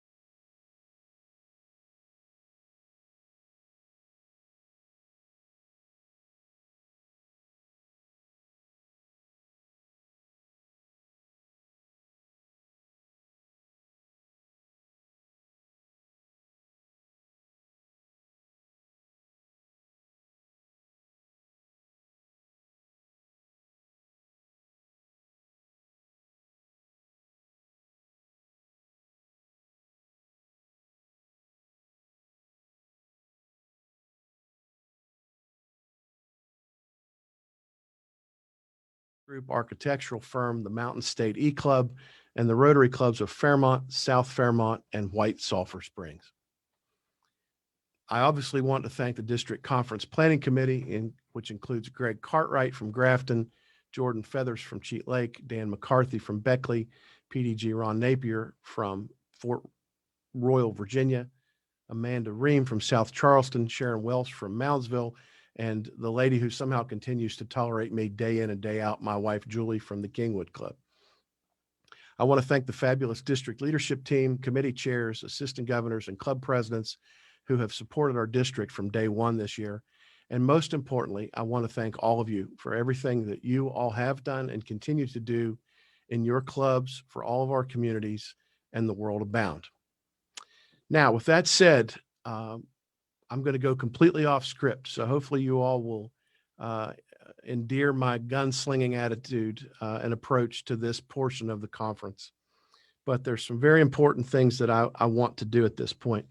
You can see joining me on the screen a gentleman by the name of Dr. Clay Marsh, who was appointed by our governor this year, not this governor, our governor, to serve as the COVID guru, I believe was the term that he was given by our governor. He spoke to us during our event in the fall with regard to the Rotary calendar, particularly on the topic of disease prevention. He has just done some fabulous things. Now, here's where it gets precarious. When he spoke to us earlier in the fall, in exchange for his generosity of sharing an evening with us, we, as a district, made a donation to the Rotary Foundation in his name. I contacted Clay earlier this week with a presumption that he was going to be asked to speak to us tonight. So for the time that he spent preparing for this evening, I will apologize in advance. Because Clay, my friend, I didn't bring you with us this evening so that you could speak what you thought you would be speaking necessarily, but I would give you an opportunity to speak to the group as briefly as you'd like after I announce to them that in exchange for everything that you've done for the citizens of our communities in West Virginia, instead of just making a donation to the Paul Harris Society on your behalf, we would like to go ahead and make you a full-fledged Paul Harris Foundation member. What that means in Rotary terms is to become a member of Paul Harris, you have to have amassed a total donation of $1,000 over the course of your lifetime as a Rotarian. And the District Finance Committee, the Conference Planning Committee, and I decided that for everything that you've been through for all of us as a sacrifice, we want to go ahead and expedite that, what is normally a 10-year process, and just go ahead and make you a Paul Harris Fellow. So assuming you would agree to receive that honor and notoriety, the floor is yours, sir.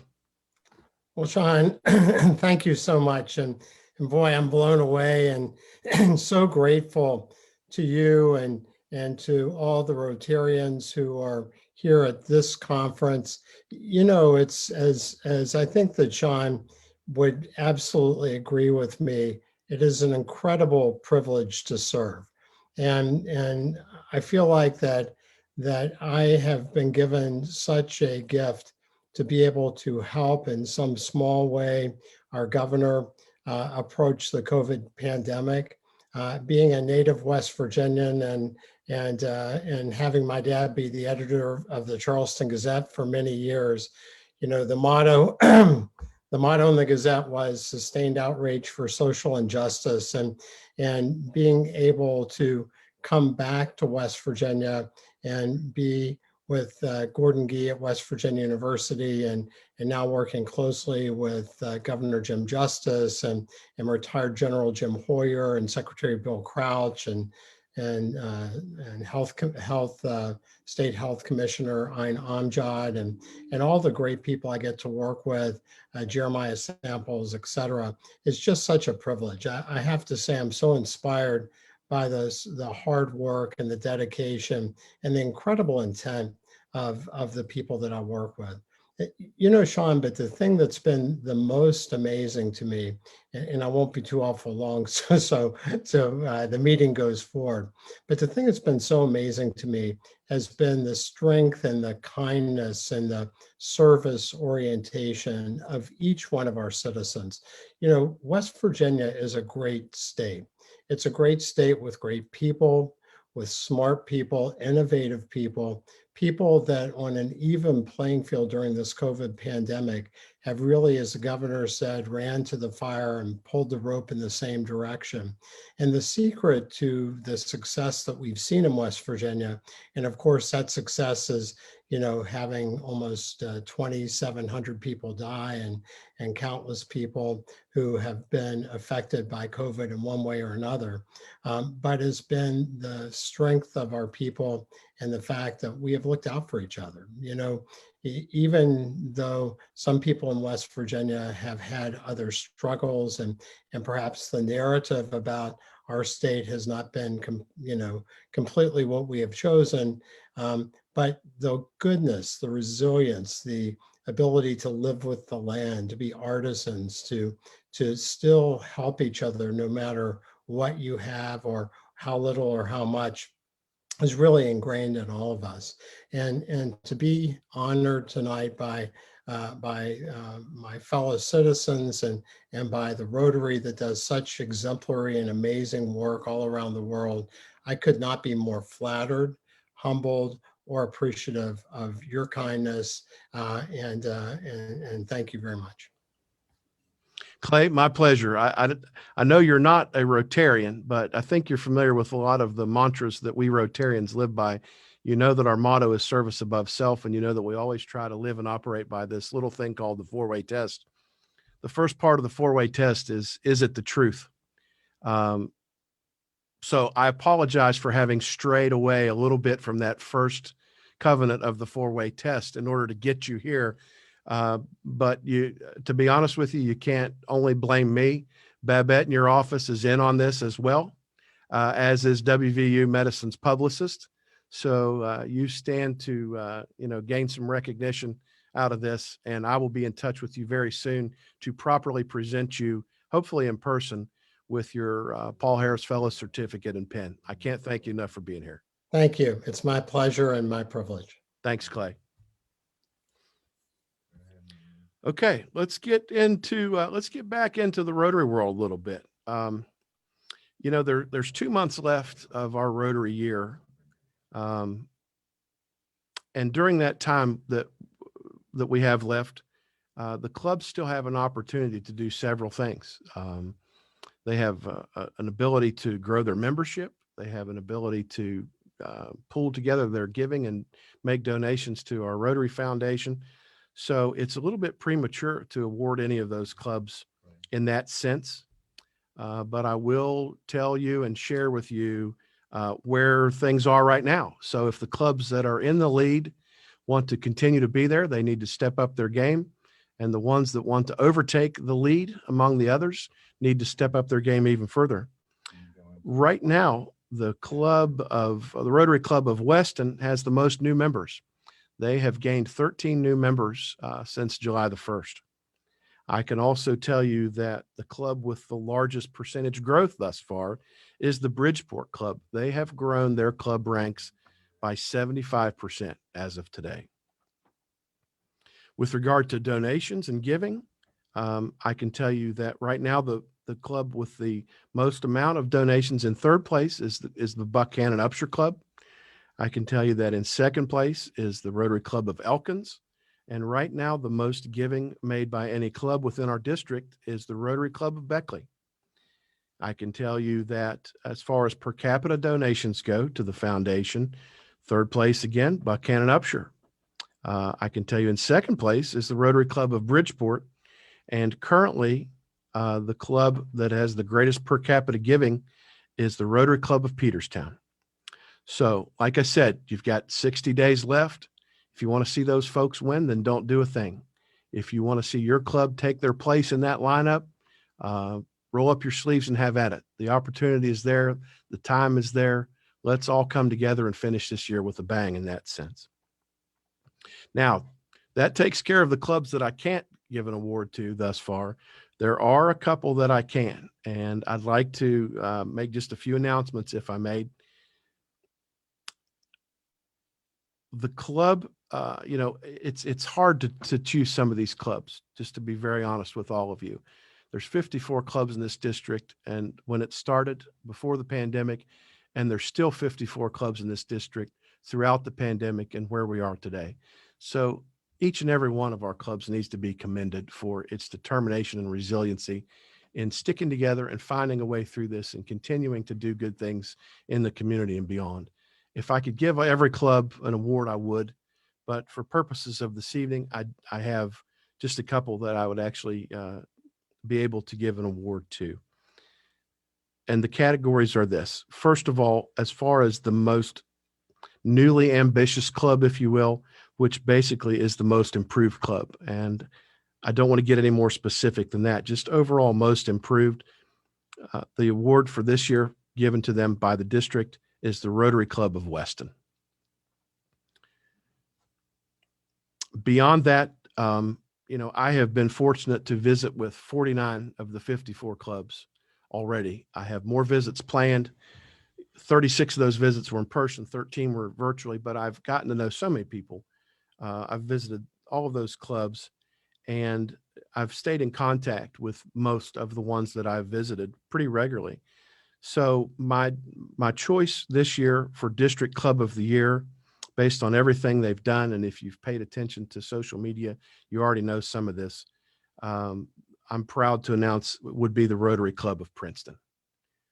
They've just done a fantastic job with packing the meals and being in the community. And again, if you haven't seen some of that, then you're just not paying enough attention. I encourage you to get onto social media and watch their club and all the others and all the fantastic things that are being done. That's it for the club awards. Now, this one's really tough. When you have 1,930 people in your district, it's hard to pick that one district Rotarian of the year that exemplifies service above self. But I've been struggling with this for months. I finally committed to my selection earlier this week, and I am proud to say that my selection as District Rotarian of the Year for this year, 2020-21, is Club President Todd Nelson of the Milton Rotary Club. And all three of those clubs and or their people will I'll be in touch with. I don't know if any of them are on the feed right now because I've got too many balls in the air and I just can't tell you where they are or not. But hopefully there's some of you that are out there. I'm glad to make those announcements, and I just appreciate all that they and their clubs and everything everyone has done. I do have one other thing that I want to share with everyone, and we haven't had an opportunity to rehearse this, but I will share with you that there are 535 districts in the Rotary International worldwide.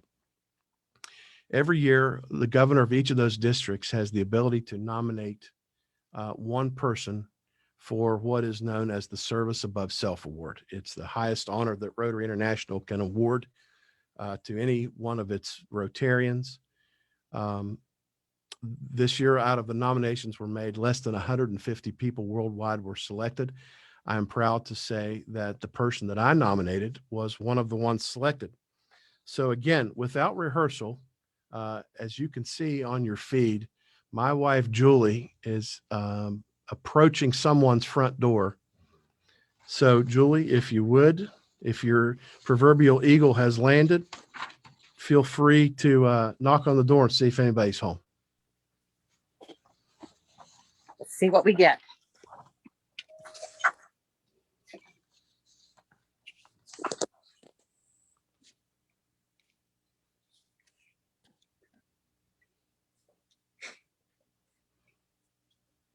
Yeah, the eagle landed. Come on in, come on in, come on in. We've been waiting for you. Come on. Make sure you don't get too close to the feed, Julie. I can't get close to your feet. No, You're- okay. Yeah. Okay. Can everybody on that end hear me all right? Sir, can you hear me okay? Yeah, Let me get it turned around here. There you go. There you go. Sir, can you hear me all right? yes. I have an apology. I did not send Julie over to your house tonight to give you your club certificate for polio giving last year. I am, however, to announce as your district governor during this time of the district conference that you, sir, past district governor Ranjit Majumdar, are the recipient of the 2020-21 Service Above Self Award from Rotary International. Thank you. Thank you. However, is it the truth? You said it will be a recognition of our club. Well, I've given club recognitions and I've talked highly about everybody all weekend, but you need to be humble. And I'm going to share with everyone here as soon as we get done speaking with you, the accomplishments and all of the tireless giving that you have performed as a member of this district and Rotary. You, sir, are more than deserving of this award. And I am proud to let you know that Rotary International has agreed to honor my nomination. And again, you are now the recipient of RI Service Above Self Award. Governor, Congratulations, I am Ranjit. But I'll tell you, the Rotary is our life. We do anything. The total motivation is because of Rotary. And so I cannot tell you how grateful, how humble I am, and appreciate what you are doing and what each Rotarians in our district. I have my hats off. Thank you again. Thank you, Ranjit. I'm going to share with the district now everything that you've accomplished over time. You can go back into your feed, visit with Julie, and I'll see you after the conclusion of the conference. Thanks, Julie. Yep. I beg it. I'm gonna go grab the box and everything for that. Take Julie out. Sure. Folks, let me just share with you a few things.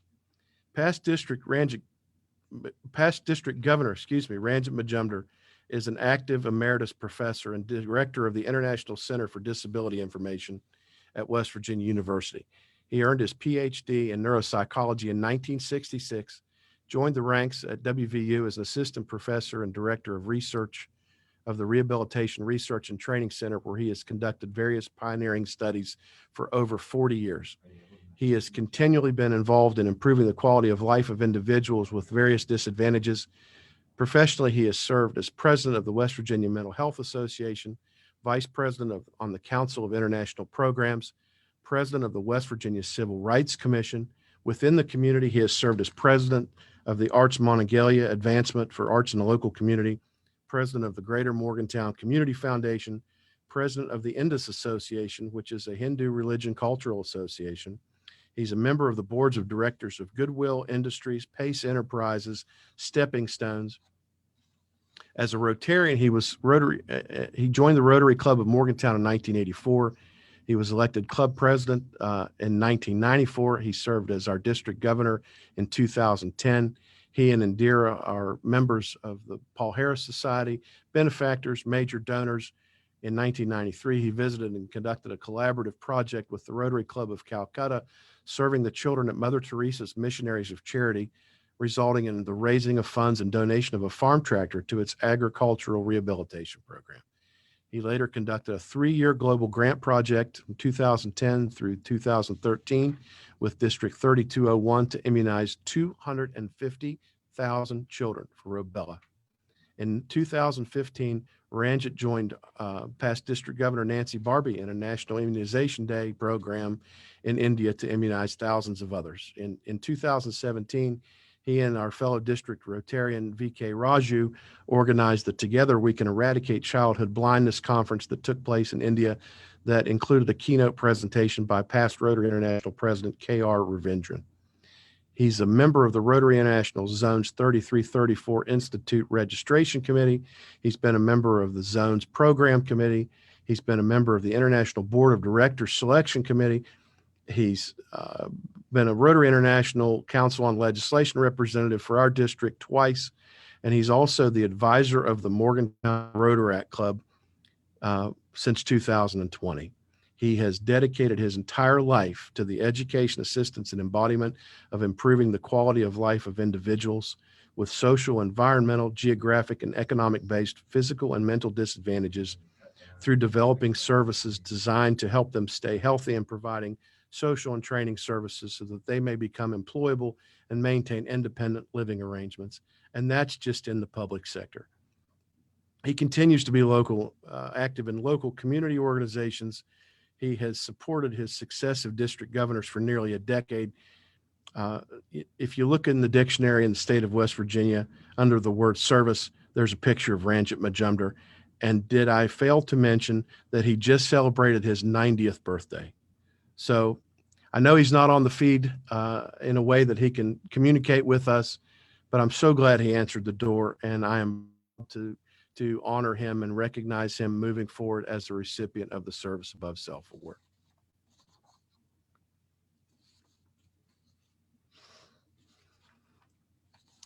With that said, perhaps another one of the we've all been waiting for throughout the course of the weekend.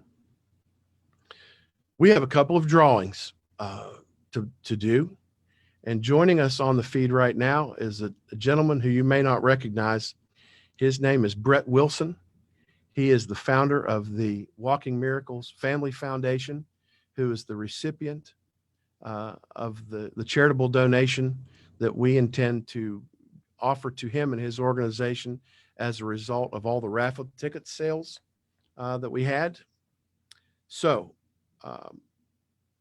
Brett, I'm glad you were able to make it to the call. In just a couple minutes, I'm going to draw the winner, and I'll also announce to you the amount that's going to be donated to your organization. Before we do that, we also have a door prize that we want to draw for. One of the people that helped me tremendously as part of the conference planning committee was Sharon Welsh, the assistant governor up in the Northern Panhandle.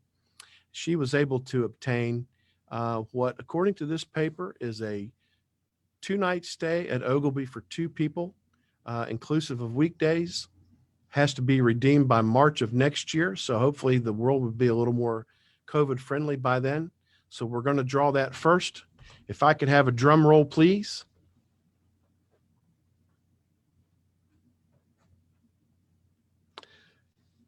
The winning number is 105. Ann Lawson. You have just become the proud recipient of a free 2-night stay at Ogilby. I'll make sure that you get the certificate that you need to redeem that right away. And you're welcome to go and enjoy that as soon as you're able. Now, Brett, without further ado, we're going to draw the granddaddy of them all. If I could have a real drum roll, please.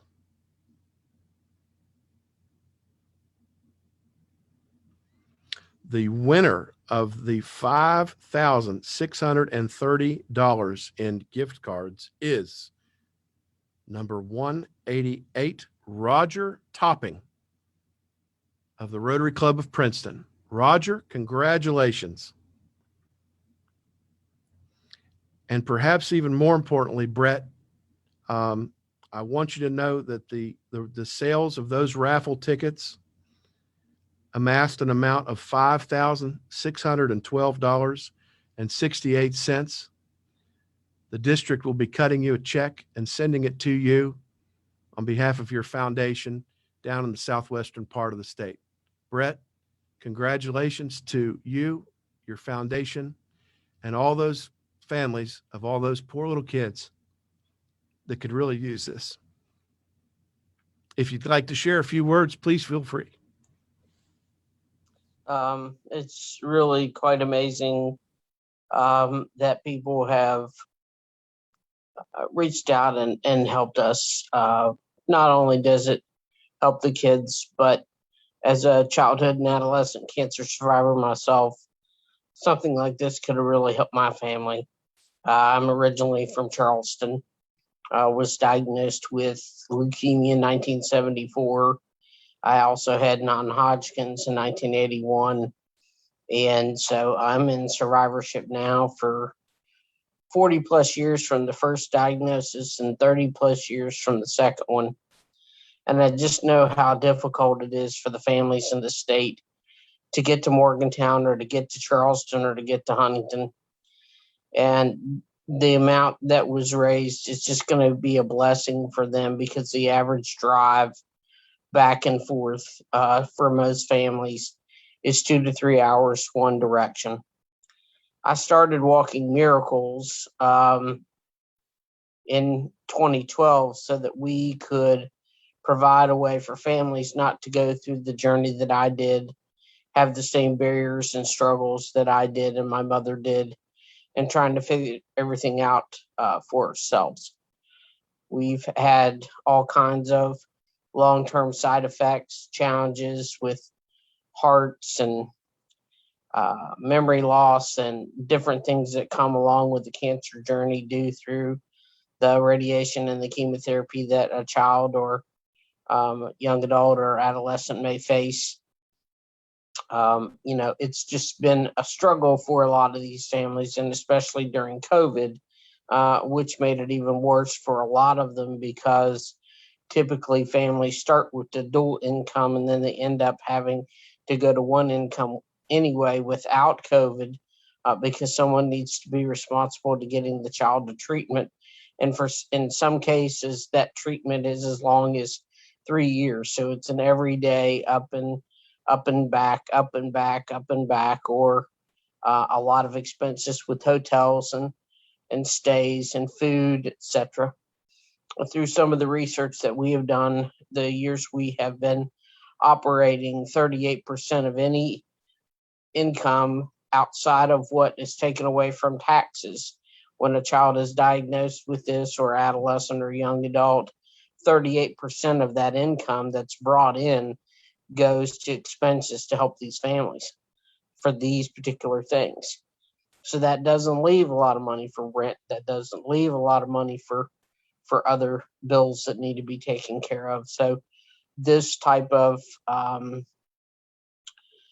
blessing right here will help us in many ways, Sean. I appreciate the giving, like you said, of the people in West Virginia. A lot of times we may not have enough for ourselves, but we'll figure out what we need to do to help somebody else. And it's that serving attitude, no matter where you are and what economy level that you're in, that makes West Virginia so special. Well, Brett, go ahead. Oh, I'd hate to cut you off. If there's more you'd like to share, now is certainly the time to share it. Otherwise, I can't tell you. It's just one of those things, Sean. People don't realize the day-to-day struggle that the families personally have to go into. And, you have Rotaries all around the state, and you see these little fundraisers in each county. Johnny was diagnosed, Sally was diagnosed, and they were just all trying to accomplish the same thing. And maybe through the Rotary and through other ways, we can join together. And instead of doing these small little things and figuring out months later what somebody really needs, that together we can figure out the way through a group to be able to help them on a more consistent basis, if that makes sense, so that we're all coming together to help one another. But this right here, I never dreamed would come to that amount, but what a blessing it'll be. And, Sean, I've been doing this for 8 years, and I'd tell everyone the same thing. I don't run Walking Miracles because Brett needs it for salary. I run it because my mom and I didn't have what we needed to get through the journey. And it's not about money to me. It's about fixing the problem instead of kicking the can down the road, because living in a rural area and getting health care is hard enough as it is. But when you're trying to drive and you have a child that is diagnosed with an illness like cancer, sometimes we can't even get the treatments in state. They have to be referred out of state, which makes it even more difficult to accomplish what you need to accomplish. And, my parents didn't have a choice, Sean. They said, your son has cancer. They're going to do whatever they've got to do to save their child, no matter what the cost is going to be. And I think that a lot of times when you're not there and you see the TV commercials about stuff for research and you see the TV commercials for different things, you don't ask yourself the question, is that coming back to our community? Is that actually going to our families? And in a lot of cases, it isn't. It's going to help possibly cure cancer because someone would go to a clinical trial for a treatment that maybe all the other ones didn't work, and they're looking to try to find that one that will work so that the child can become good because their body will work with it. But we just chose to give it back to the families locally and not nationally, because I know what the struggle is for these families in the state. We've known what the struggle is for these folks. We know they need counseling. We know they need other services to get through because it is such a daunting situation. And so for the Rotary to even think of us and figure out who we were, for you to reach out to me and tell me what you did, I was just dumbfounded, to be honest with you. And I'm just so humbled that finally, after all this time, that it's not about recognition, but it's more about the recognition of what we're doing, because there are other people like me, like other children that are sitting right in our communities that we don't even know about or that we have heard about. And sometimes a little bit of money goes a long way. Typically, Sean, when we serve our families, we give what we call a travel assistance cards is what we do. And that helps pay for gas, food, and lodging. In the past years, we've given $250 twice a year. With this type of donation, that can extend that to some more families. But our objective and our goal is to have more than that so that we can offer not just $250. Maybe it becomes $300. Maybe it becomes $400, because that is the biggest barrier to care, and you're talking for 3 years. So, I'm just really humbled, and just don't know what else to say, honestly. And it was never expected, Sean, and I appreciate you and the folks that came together to help so much. And I just ask that as Rotary members, now that you know who we are, if you run into someone in the communities, if you could refer people back to us and say, we know a group that will help. And there's not anything that we won't do to bend over backwards to, if that's financial, whatever the case is, Walking Miracles is going to be there for other newly diagnosed families and also cancer survivors that are no longer getting treatment. We're going to do whatever we need to do to serve and help them in service above self. It's not about me. It's about serving other people and realizing what happened to me is happening to other people. And I can react one of two ways, Sean. I can react and say, oh, that's horrible. I remember going through that. Or I can react and say, you know what? I need to help them.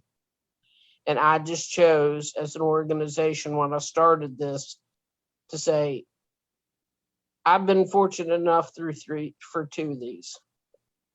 The name Walking Miracles actually comes from the fact that I blue coded twice during my non-Hodgkin's. They couldn't get an intubation tube down my throat in order to be able to help me breathe. And so therefore, when I was revived by the anesthesiologist because I had a reaction to anesthesia, they called me a walking miracle because technically I shouldn't have been up and running. And so I know that there are other kids like that in the state of West Virginia.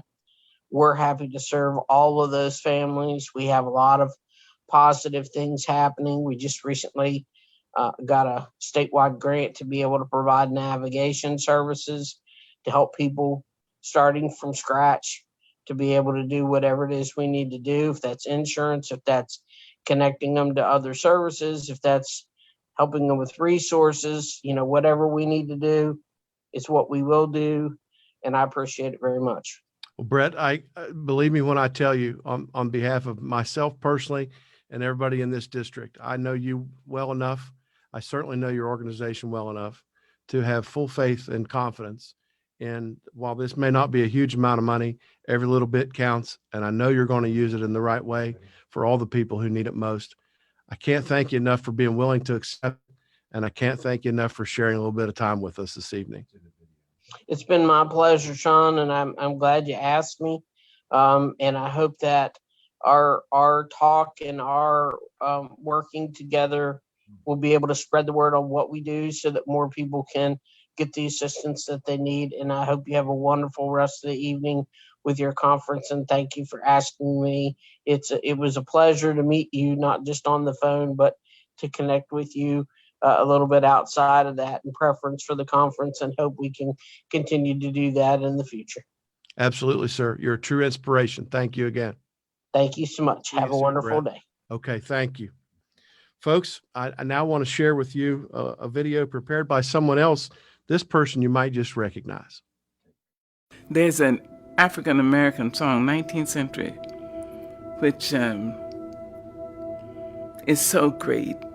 It says, when it looked like the sun wasn't gonna shine anymore, God put a rainbow in the clouds. Imagine. And I've had so many rainbows in my clouds. I had a lot of clouds, but I have had so many rainbows. And one of the things I do when I step up on a stage, when I stand up to translate, when I go to teach my classes, when I go to direct a movie, I bring everyone who has ever been kind to me with me. Black, white, Asian, Spanish-speaking, Native American, gay, straight, everybody. I say, come with me. I'm going on the stage. Come with me, I need you now. Long dead, you see? So I don't ever feel I have no help. I've had rainbows in my clouds. And the thing to do, it seems to me, is to prepare yourself so that you can be a rainbow in somebody else's cloud. Somebody who may not look like you, may not call God the same name you call God, if they call God at all. You see? And may not eat the same dishes prepared the way you do, may not dance your dances or speak your language, but be a blessing to somebody. That's what I think.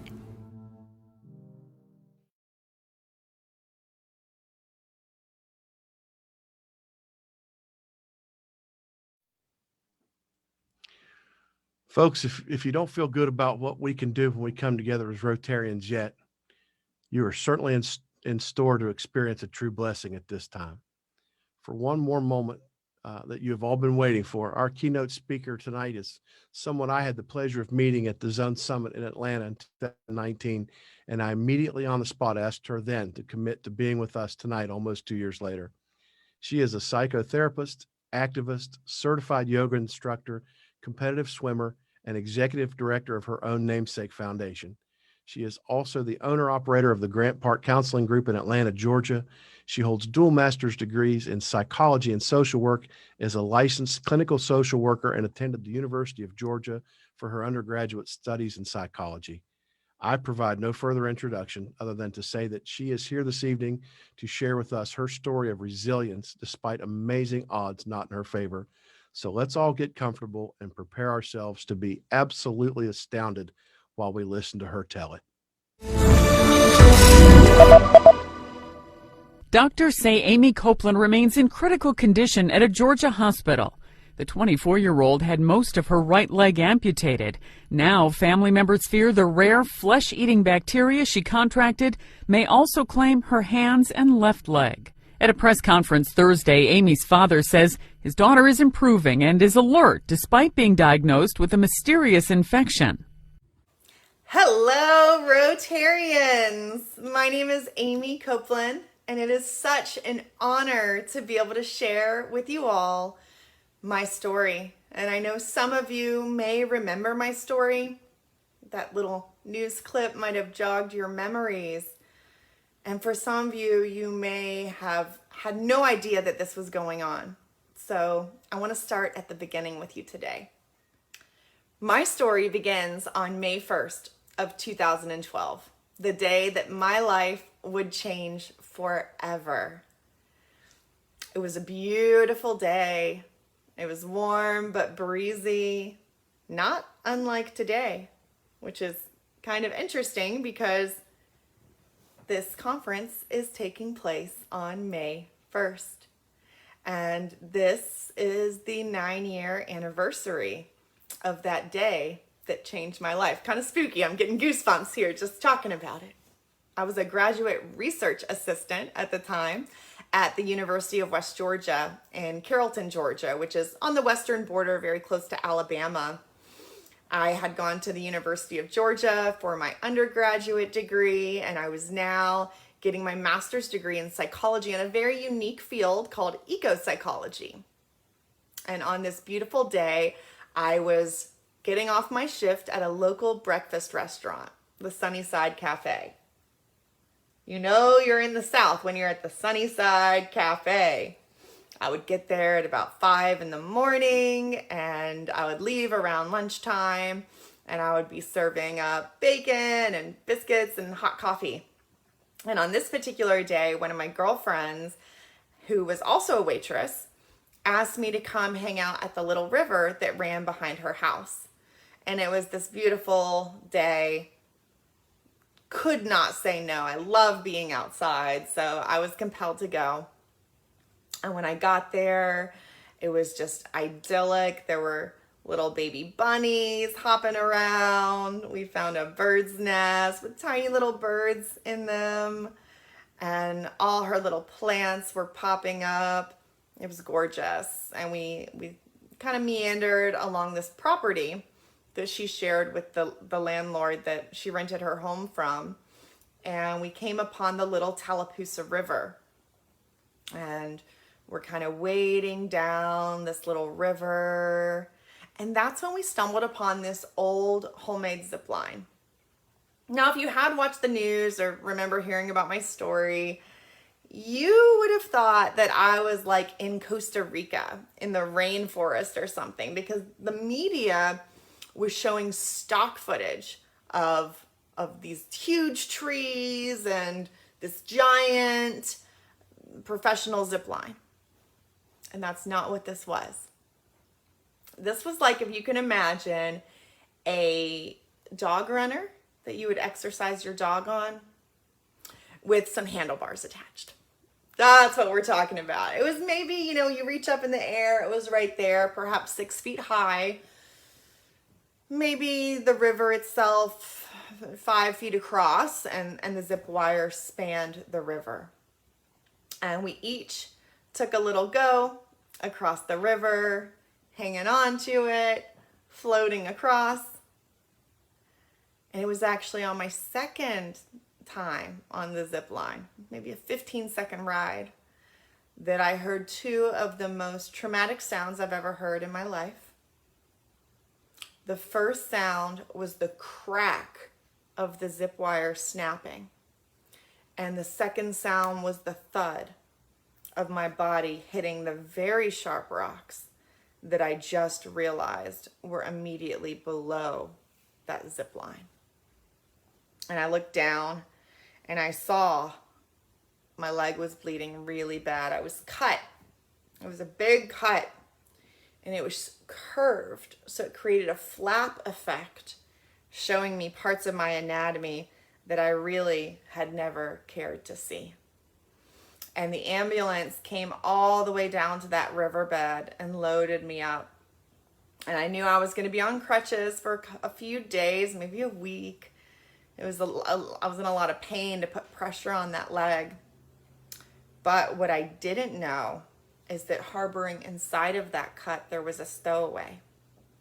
I had contracted flesh-eating bacteria, and my left leg was quickly rotting.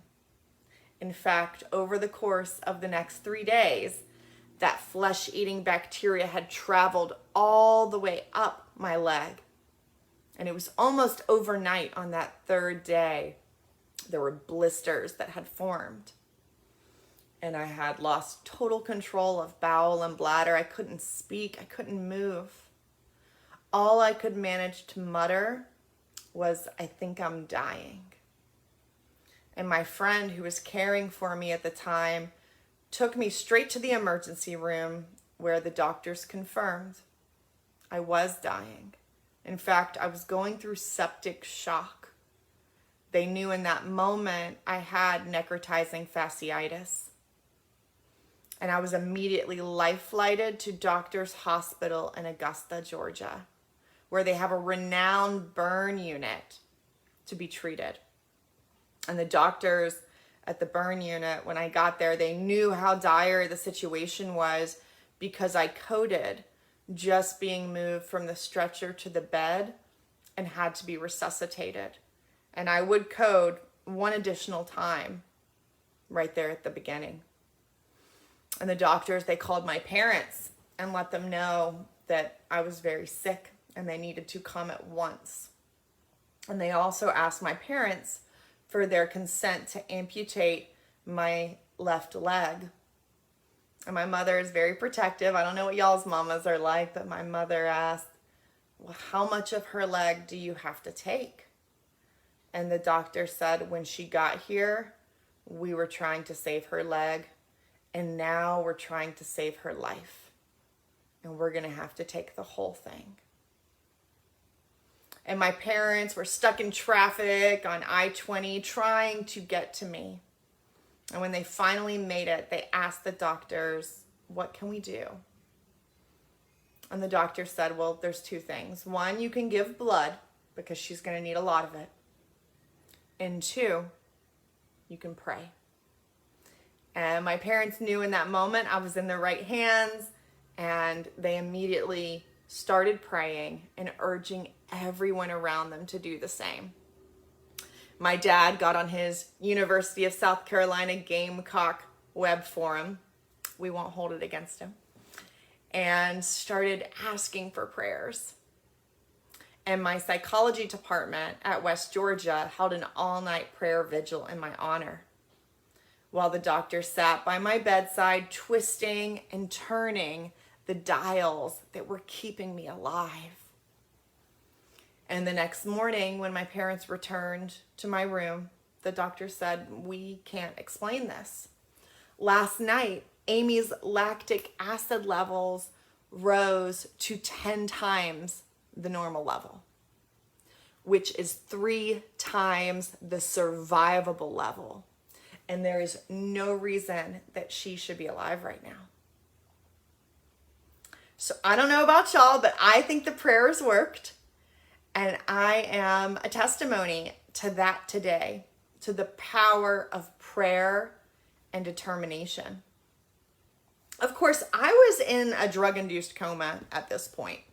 As you'll hear more about later, I'm very stubborn, and I had to be kind of put under it several times during my recovery because I had a habit of pulling tubes out of all of my orifices, because I had a tube in every orifice you can imagine, and I'll leave that to your imagination. So I had no idea that I was going through all of this. In fact, I don't have my first memory of that time until about 2 weeks in. And my memory is of my dad holding up my hands for me to look at. And what I saw was that my palms were dark red, my fingers purple, and my fingertips were black. And my hands were kind of curled up, and that was when I realized I couldn't move them.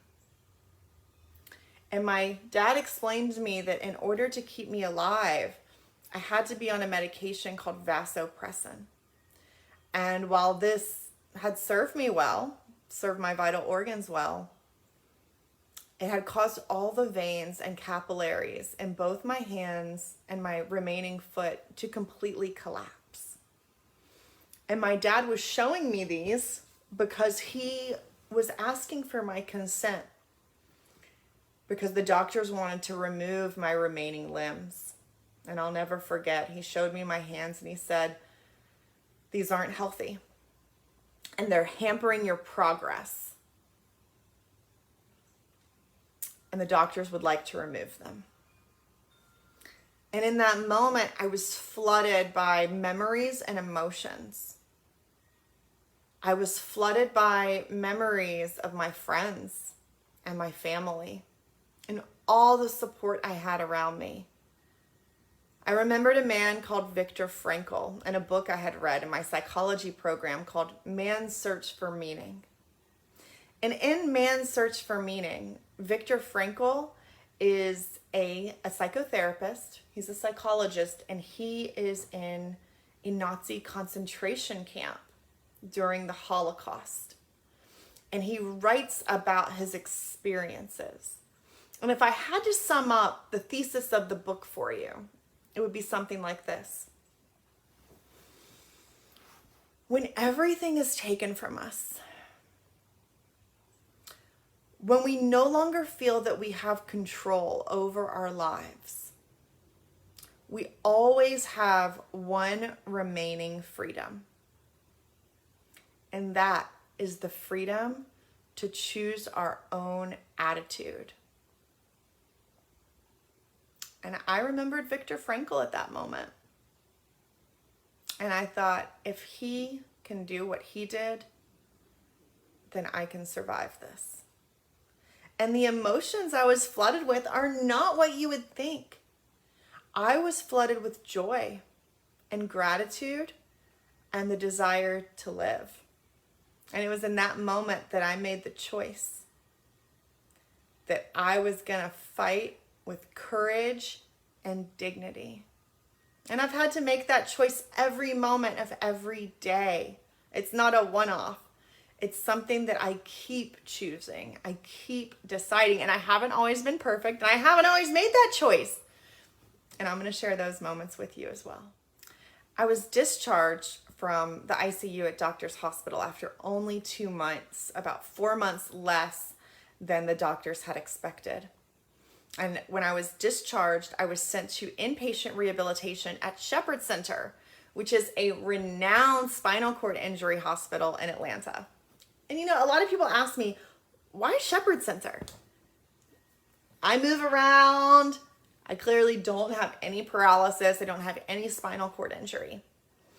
And the short answer is it's near where my family was. And one of the number one protective factors for people who have life-threatening injuries is having a support system close by. But you know, in the end, I am so grateful that that's where I ended up, because I was surrounded by people who were experiencing paralysis at high levels. Both of my neighbors on either side of me had like C3 spinal cord injuries, which means they really couldn't move anything but their face. And think about it, if I had been at an amputee hospital, I probably would have been surrounded by people missing like one limb, you know, maybe one leg below the knee. In the quadruple amputee community, we call that a paper cut. I would have been feeling very sorry for myself. But here I was, the only person on my entire floor that had control of bowel and bladder. The only person on my entire floor who could move the leg that I had remaining. And it really put things in perspective, that suffering is relative and there's always further down.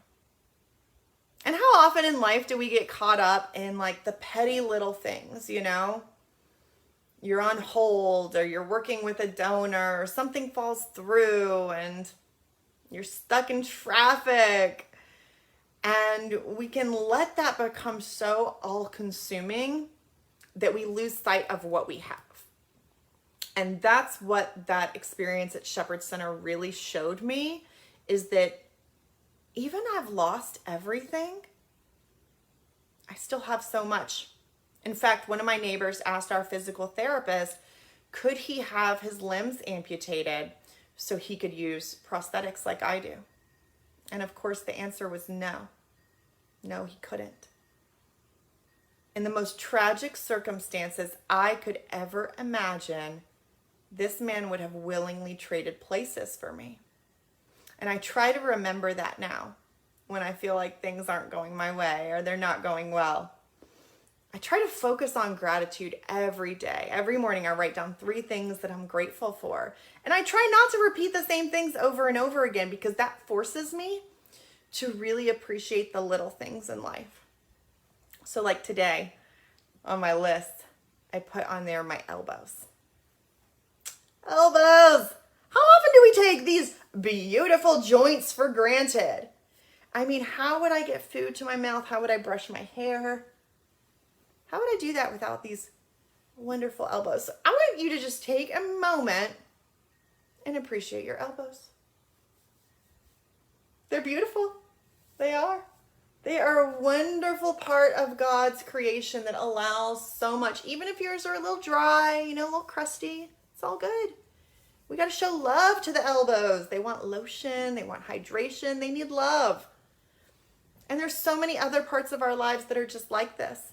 So I challenge you today to the gratitude challenge. You don't have to do 3, but see if every day for the next month, when you wake up, you can think of a unique something in your life that you are grateful for. And I bet you that by the end of those 30 days, by June 1st, you will find that you have had a slight shift in perspective from feeling appreciation in your heart. In fact, they've run EKGs on people when they're feeling gratitude, and our brain-heart coherence when we're in a place of gratitude is the state that is the healthiest for our cardiovascular system. So not only will you experience a shift mentally and emotionally, your body will also be healthier due to this focus. Not focusing on what we don't have, what we wish we had, what we want to have, but focusing on what is right here, right now. There's that saying, think about the you 10 years ago who wanted all the things that you have today. Because we have accomplished so much and we don't take near enough time being grateful for that. Shepherd Center was really beautiful. There was a lot to be grateful for there. I had a call button by my bed. I could push it, and my ladies in waiting, nurses, would come to my every beck and call. There was a pool. I had my own bathroom. It was fancy, y'all.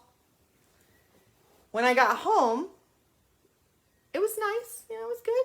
It's where I grew up, but there was no call button. And my mama is great. She really is, but there were no ladies in waiting. In fact, both my parents were working, and I would have somebody come maybe for an hour a day in the beginning to help me. But other than that, I was on my own. And I quickly learned the meaning before that old saying, you know it, where there's a will, there's a way. And I'd heard that a million times, but it never really sunk in until then. Because what I realized is I could do anything I wanted if I wanted it bad enough. So let's say, for example, like the laundry is piling up. I couldn't possibly do laundry. How would I do laundry with no hands? I had an excuse for anything. On the other hand, let's say my tablet died and I wanted to get on social media. Oof. You better believe I'm going to have that charger in my mouth. I'm going to have one arm against one door. I'm going to have my leg up against the wall, forehead on the wall. I'll take 2 hours if that's what it means, because I needed to connect with my community. That was really important for me. I really wanted that. Just to give you another example, when I left Shepherd Center, it was August in Georgia, and I had super long hair at the time. So most of the ladies in the room can probably guess one of the first things I wanted to know from my occupational therapist how to do, and that was how to put my hair in a ponytail. And that OT, they just shook their head sadly at me and said, all the double upper amputees that we know just cut their hair short. Y'all, I just had all my limbs amputated. Do you think I was going to amputate my beautiful hair too? No. That was not an answer to me. Granted, this occupational therapist was a man and bald. Probably not the ponytail expert I was looking for, right? But I vowed on that day I was going to figure out how to put my hair in a ponytail, not just for me, but for all these women who've just been cutting their hair short this whole time. So I bought an adaptive ponytail holder off the internet, and I practiced day in and day out. And day in and day out, I failed. I could not figure out this ponytail thing. I even got a female occupational therapist who had long hair, just to see if maybe she would have a slightly different perspective. And I failed 100 times. But I really, really wanted it, so I kept trying. And it was on the 101st try, putting my hair in this ponytail, that I had a moment of inspiration. And I really feel that this was the Holy Spirit speaking to me. And I had this insight of tying a loop on the end of this ponytail holder. And my occupational therapist, she didn't really understand, but she tied a loop on the end of it. And on the very next try, I got my hair into a ponytail. And if I had given up on try 23 or try 47, I never would have figured that out. I never would have had that to offer to the amputee community. It was only through my perseverance and determination, even when I failed, even when there were barriers, that I was able to have that moment of fulfillment. And this is true for all of us. Like, what do you want? What are your goals? Like eradicating polio, raising money for your club, giving back to your community. What are the barriers that you have faced? Sometimes they seem insurmountable. But for me, these are just the little tests in life. Like, this is how God pokes and prods us and asks, do you really want it? Do you really want it? Or did you only want it when it was easy? Are you willing to fight for it? Because if you're really willing to fight for something, you will never give up. There are some things that I may never accomplish, like being able to walk full time every day. Like, that is something I would love to do. It is not a place where I am at currently, but you better believe I will die trying. Because that's how bad I want it. That's how bad I want to be totally mobile. Not just for me, but for my legs, for my sit bones, that they get a little bit tired sitting all the time. This is what I feel called to do. It's the longing in my heart. And nobody can tell me what my longing is. There's people that have been around trying to tell me what I could and couldn't do since the beginning of this. And when I was a teenager, y'all, I was a little rebellious, They called me stubborn back then. And now they call me determined. How's that for a euphemism? It's real. The doctors told me I would never walk again. I couldn't believe they said that, And that's when I started walking around on my prosthetic legs. And then the prosthetist said I would never walk without 2 forearm crutches. And that's when I decided to ditch one of them. I may have fallen more than a few times, but I kept getting back up and hobbling around with just 1 forearm crutch. And when I was walking around one day, I lifted up that forearm crutch and took about 5 steps completely unaided before I fell on my butt. Lots of padding there, luckily. And today I walk on a treadmill without any supports, and I can walk about 3/4 of a mile. You never know what is possible until you try it.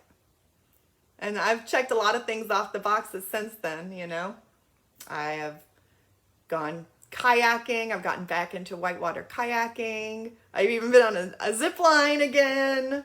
Professional this time, not homemade. And I even started swimming. Really, I started doggy paddling. I started doggy paddling at the local pool, just, doing my thing. And I loved it because it's like that anti-gravity feel where I'm not sitting.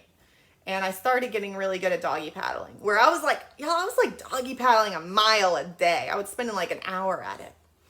And a swim coach spotted me one day doing my little doggy paddles. And he's like, whoa, you can doggy paddle for a minute, can't you? I'm like, yeah, it's fun. He said, how would you like to learn some actual strokes? And so he taught me how to freestyle. He taught me the breaststroke. I learned the backstroke and even the butterfly. Not my favorite, but I can butterfly, y'all. And I started getting really good at that. And I would go and I would swim all my different strokes for like an hour, swimming a mile now. And the coach said, we don't even know like what would be a good time for you. We don't even know what is considered fast for your particular body. You could be breaking world records here every morning and not even know it. I'm like, oh my gosh, wow, world records. So he said, what I want to do is I want to take you to a competition because they'll classify you. They'll give you your Paralympic classification and then we'll just know like what's good. We'll have something to reach for. And I love goals, so I was all about it. So went to my very first Paralympic swim meet. It was very small, just on the local level. And I qualified for the national championships in every event that I swam. I wasn't breaking no world records, y'all, but I was good. I was pretty good. And this was maybe 2 months after he had initially taught me the strokes. And it was 2 months later that the national championships was held. And I won gold medals in 2 of the 4 events that I swam at that national championship. So like I say, you never know what you're good at until you try. And I ran with that. I started painting after that. I started drumming. I even took singing lessons. You don't know what your God-given talents are until you try. After singing lessons, I realized that is not my God-given talent, but that doesn't mean you can't work at it. And I actually love to sing and I've worked at it.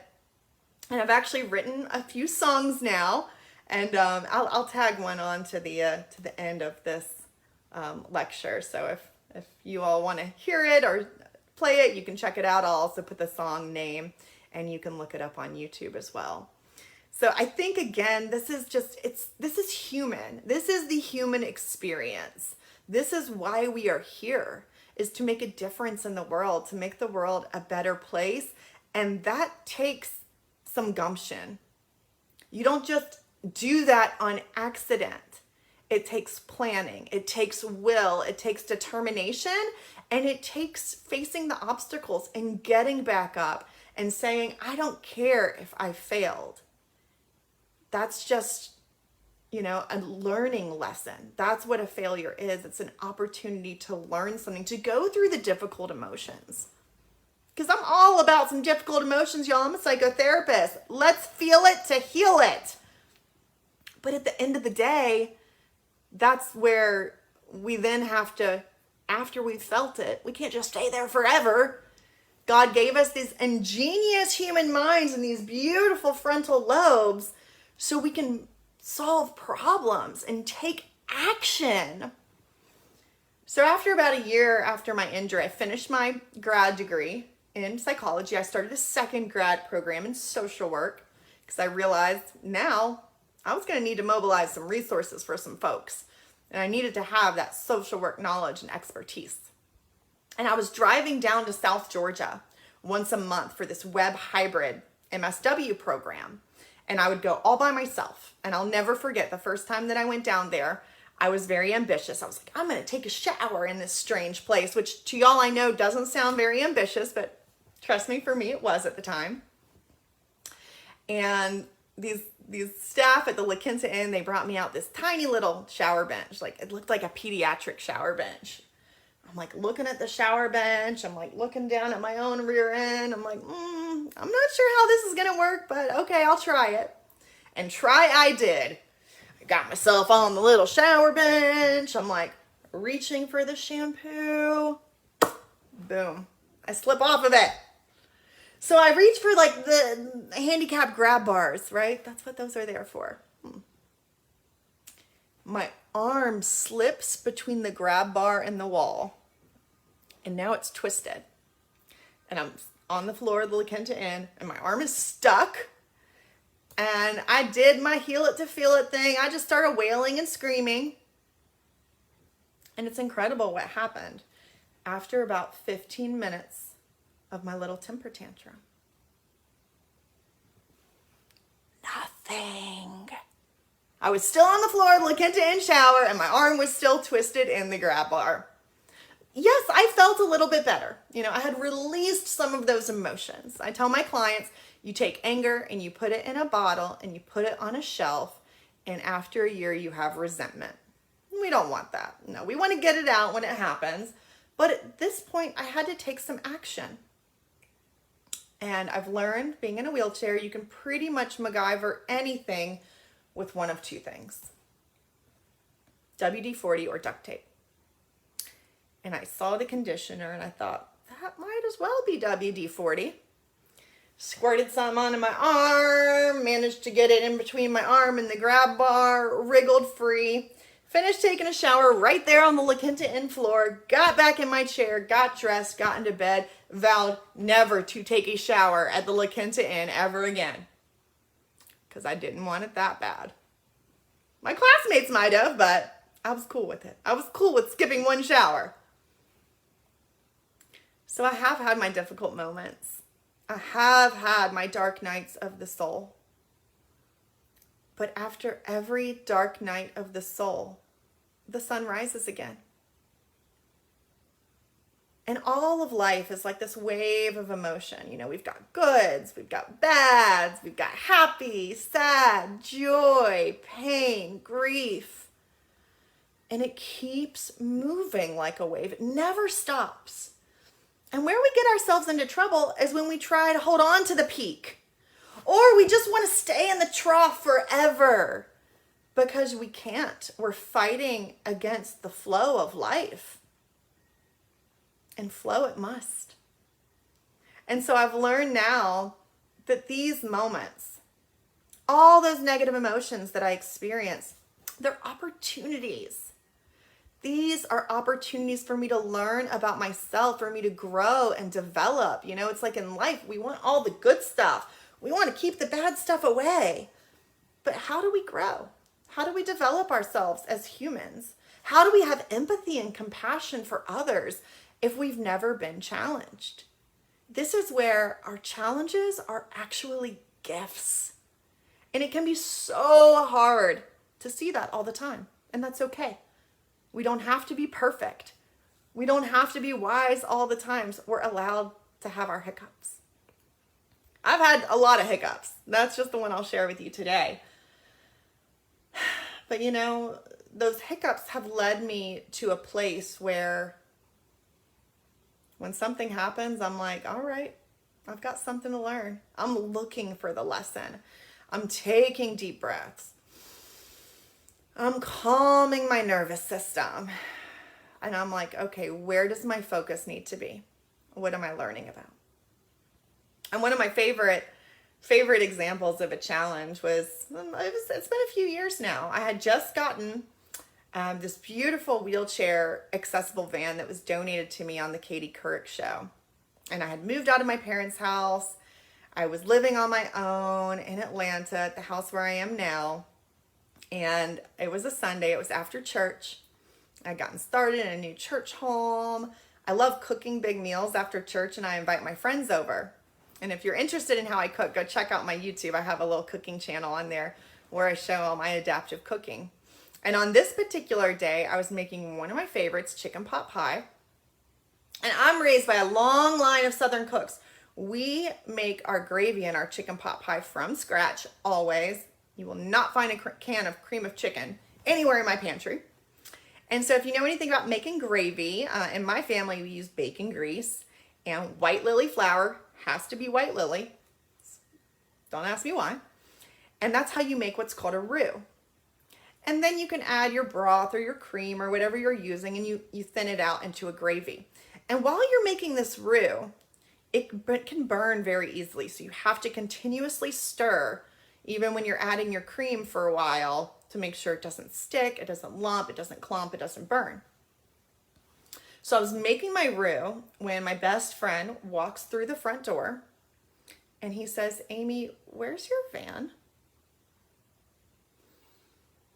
And I live in kind of a rough neighborhood in Atlanta, and I immediately knew that my van had been stolen. But here I was making this roux. I couldn't stop stirring it. It could lump, it could clump, it could burn. So I keep stirring. I'm stirring it. I'm like, okay, grab my phone. I'm stirring. Got to make sure it doesn't burn. I'm like, okay, put it on speaker. We called my parents first. We called the insurance. We called the Atlanta Police Department. At this time, my boyfriend is also over, and he and my friend are like kind of cowering in the kitchen, like, is she okay? Is she gonna snap at any moment? And I'm like, guys, the van has already been stolen. I am not gonna let the thieves take this chicken pot pie too. It is not gonna ruin our lunch today. And how often does this happen in life? Like, I see it happen all the time, you know? One bad thing happens and it can ruin your whole day, your whole week, your whole year. I've seen some people let one thing ruin their whole life. And it was my rebellion of the spirit in that moment. Not only was I going to make this chicken pot pie, but it was going to be the best darn chicken pot pie anyone had ever tasted. And it was good. It was tasty. And in fact, the Atlanta Police Department had a very nutritious meal that night. And I mean, you would have thought it was like CSI or something. It's amazing what happens when you feed the Atlanta Police Department. Like, they were out there in my driveway, like dusting for fingerprints. Whew, I've never seen it. Never seen anything like that. Cars get stolen in Atlanta every single day. They were taking this very seriously. I didn't worry for a moment. And one reason I think that is because much bigger things have been taken from me in my life than a car. Things that can never be replaced. And it just didn't feel that important. It's like the thieves stealing the van was a stab in the back. And worrying about it would be just twisting the knife. It wasn't going to bring the van back. Ruining the chicken pot pie was not going to bring that van back. But I did have a very important meeting the next day. It was my first day of orientation at my new internship site for my social work program. And I had landed a position in case management at Shepherd Center on the same floor that I had laid in a hospital bed only 2 years prior. And at Shepherd Center, they have meetings at like 7 o'clock in the morning. Some of your clubs might have breakfast meetings, might meet that early. That's early, y'all. So this meeting, it was actually at 7:30. And I'm in a power chair. You can't just put that in an Uber. You know what I'm saying? I didn't know how I was going to get to this meeting the next morning. So I look up the MARTA routes. That's our public transit here in Atlanta. Don't know if you've heard of it. Not that great. In fact, when I looked up the routes, I saw it was going to take me 2 buses and a train to get to my job the next morning. That could take weeks. No, that wasn't going to work. So I just Google mapped from my house to Shepherd Center. And I saw that Shepherd Center is exactly 5 miles from my house. And I looked down at my wheelchair speedometer and I realized I can go exactly 5 miles per hour. Unless the laws of physics had changed, if I roll the whole way there, I should get there within 1 hour. And that's what I did. Again, rough neighborhood of Atlanta. So I'm going down Boulevard to North Avenue to Peachtree Street, just chugging along. About 6:15 in the morning, I set off, and there's some people out for their morning jog. And there's lots of people that look like they didn't go to sleep the night before. Hello, neighbors. And sure enough, I was 15 minutes early to my meeting that morning. And that was just a few hours before I got the call that my vehicle had been recovered. Amazing what happens when you feed the APD chicken pot pie. And when I got the call, I spoke with the lot where it had been, impounded at that point. And they said, "We're so sorry to tell you, there's been some minor body damage." I thought, ugh, what's it gonna look like? And when I got there, I wasn't even playing. I was like, that was a pre-existing condition. I did that. That was me. No, there was no damage to the vehicle. In fact, the thieves filled up my gas tank.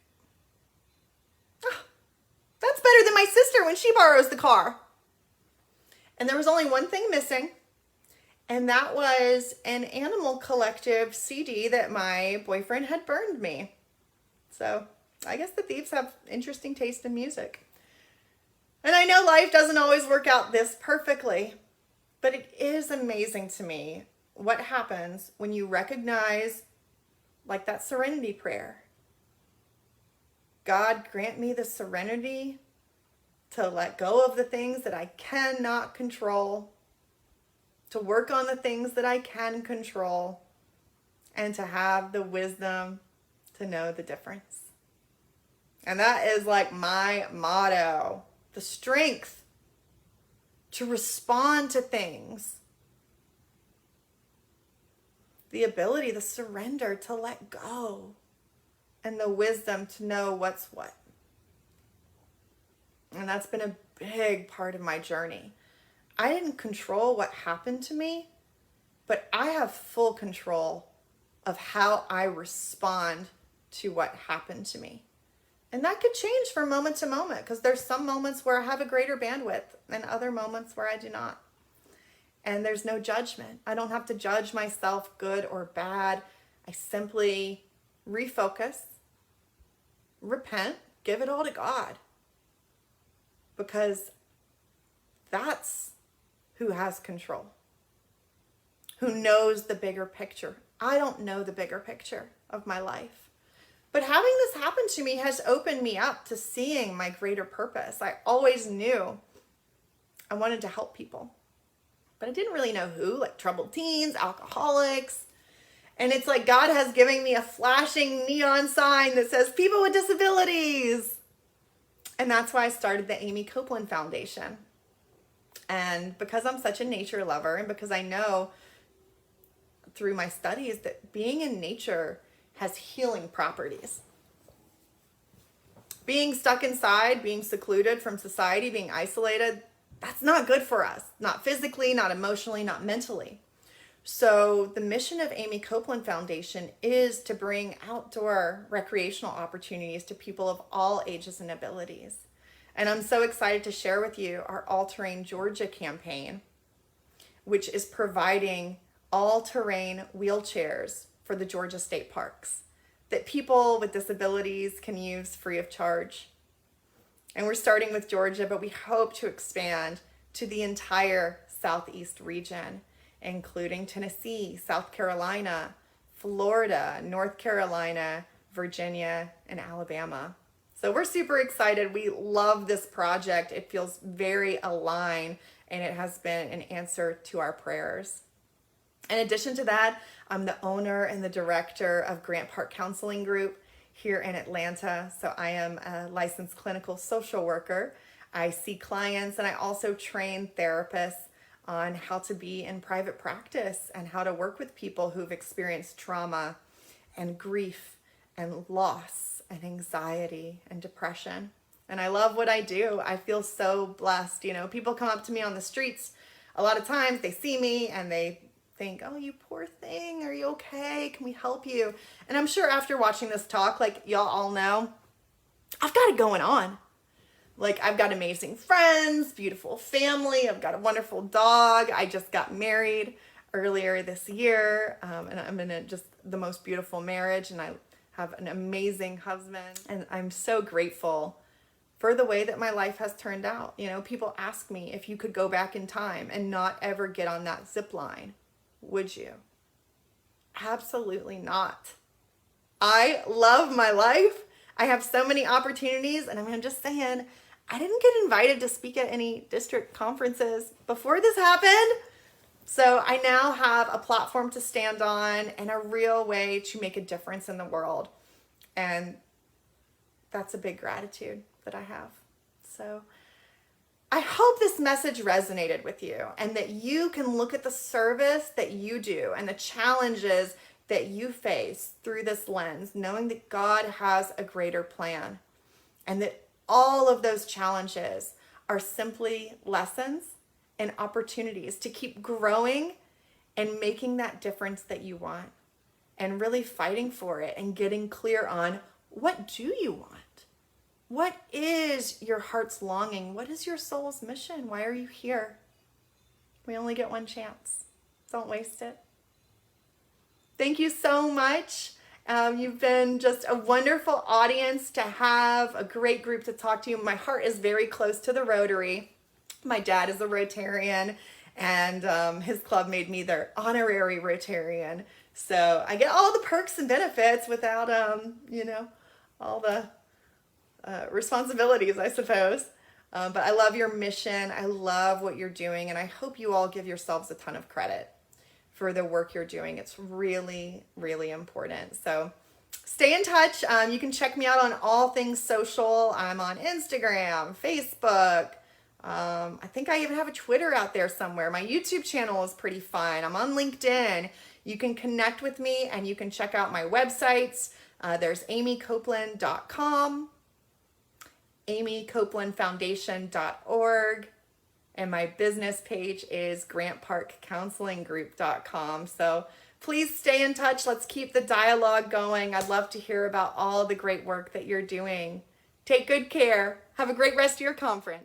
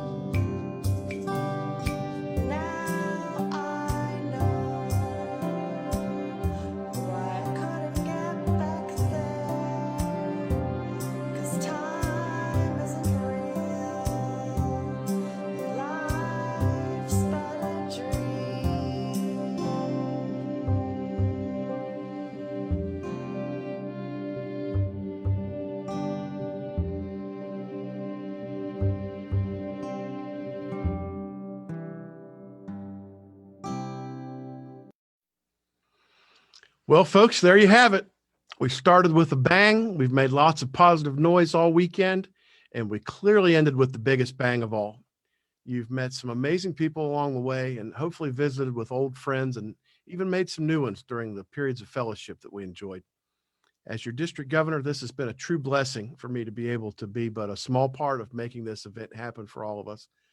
I would again like to thank everyone who has made this weekend and really this entire year a successful one, despite the circumstances that the world handed us without much notice. I will truly treasure the successes all of us has had and cannot wait to see each and every one of you as soon as is safely possible, including at our second annual district conference this time next year. So with that said, thank you all for taking time out of your hectic schedules to share in this event with your district. And for one final time, I'm going to ask my friend and international recording star, Jared Sims, Director of Jazz at the WVU School of Music, to take us home with the 2021 Jazz Ensemble. Good night, be safe, and stay healthy. Jared, the stage is yours.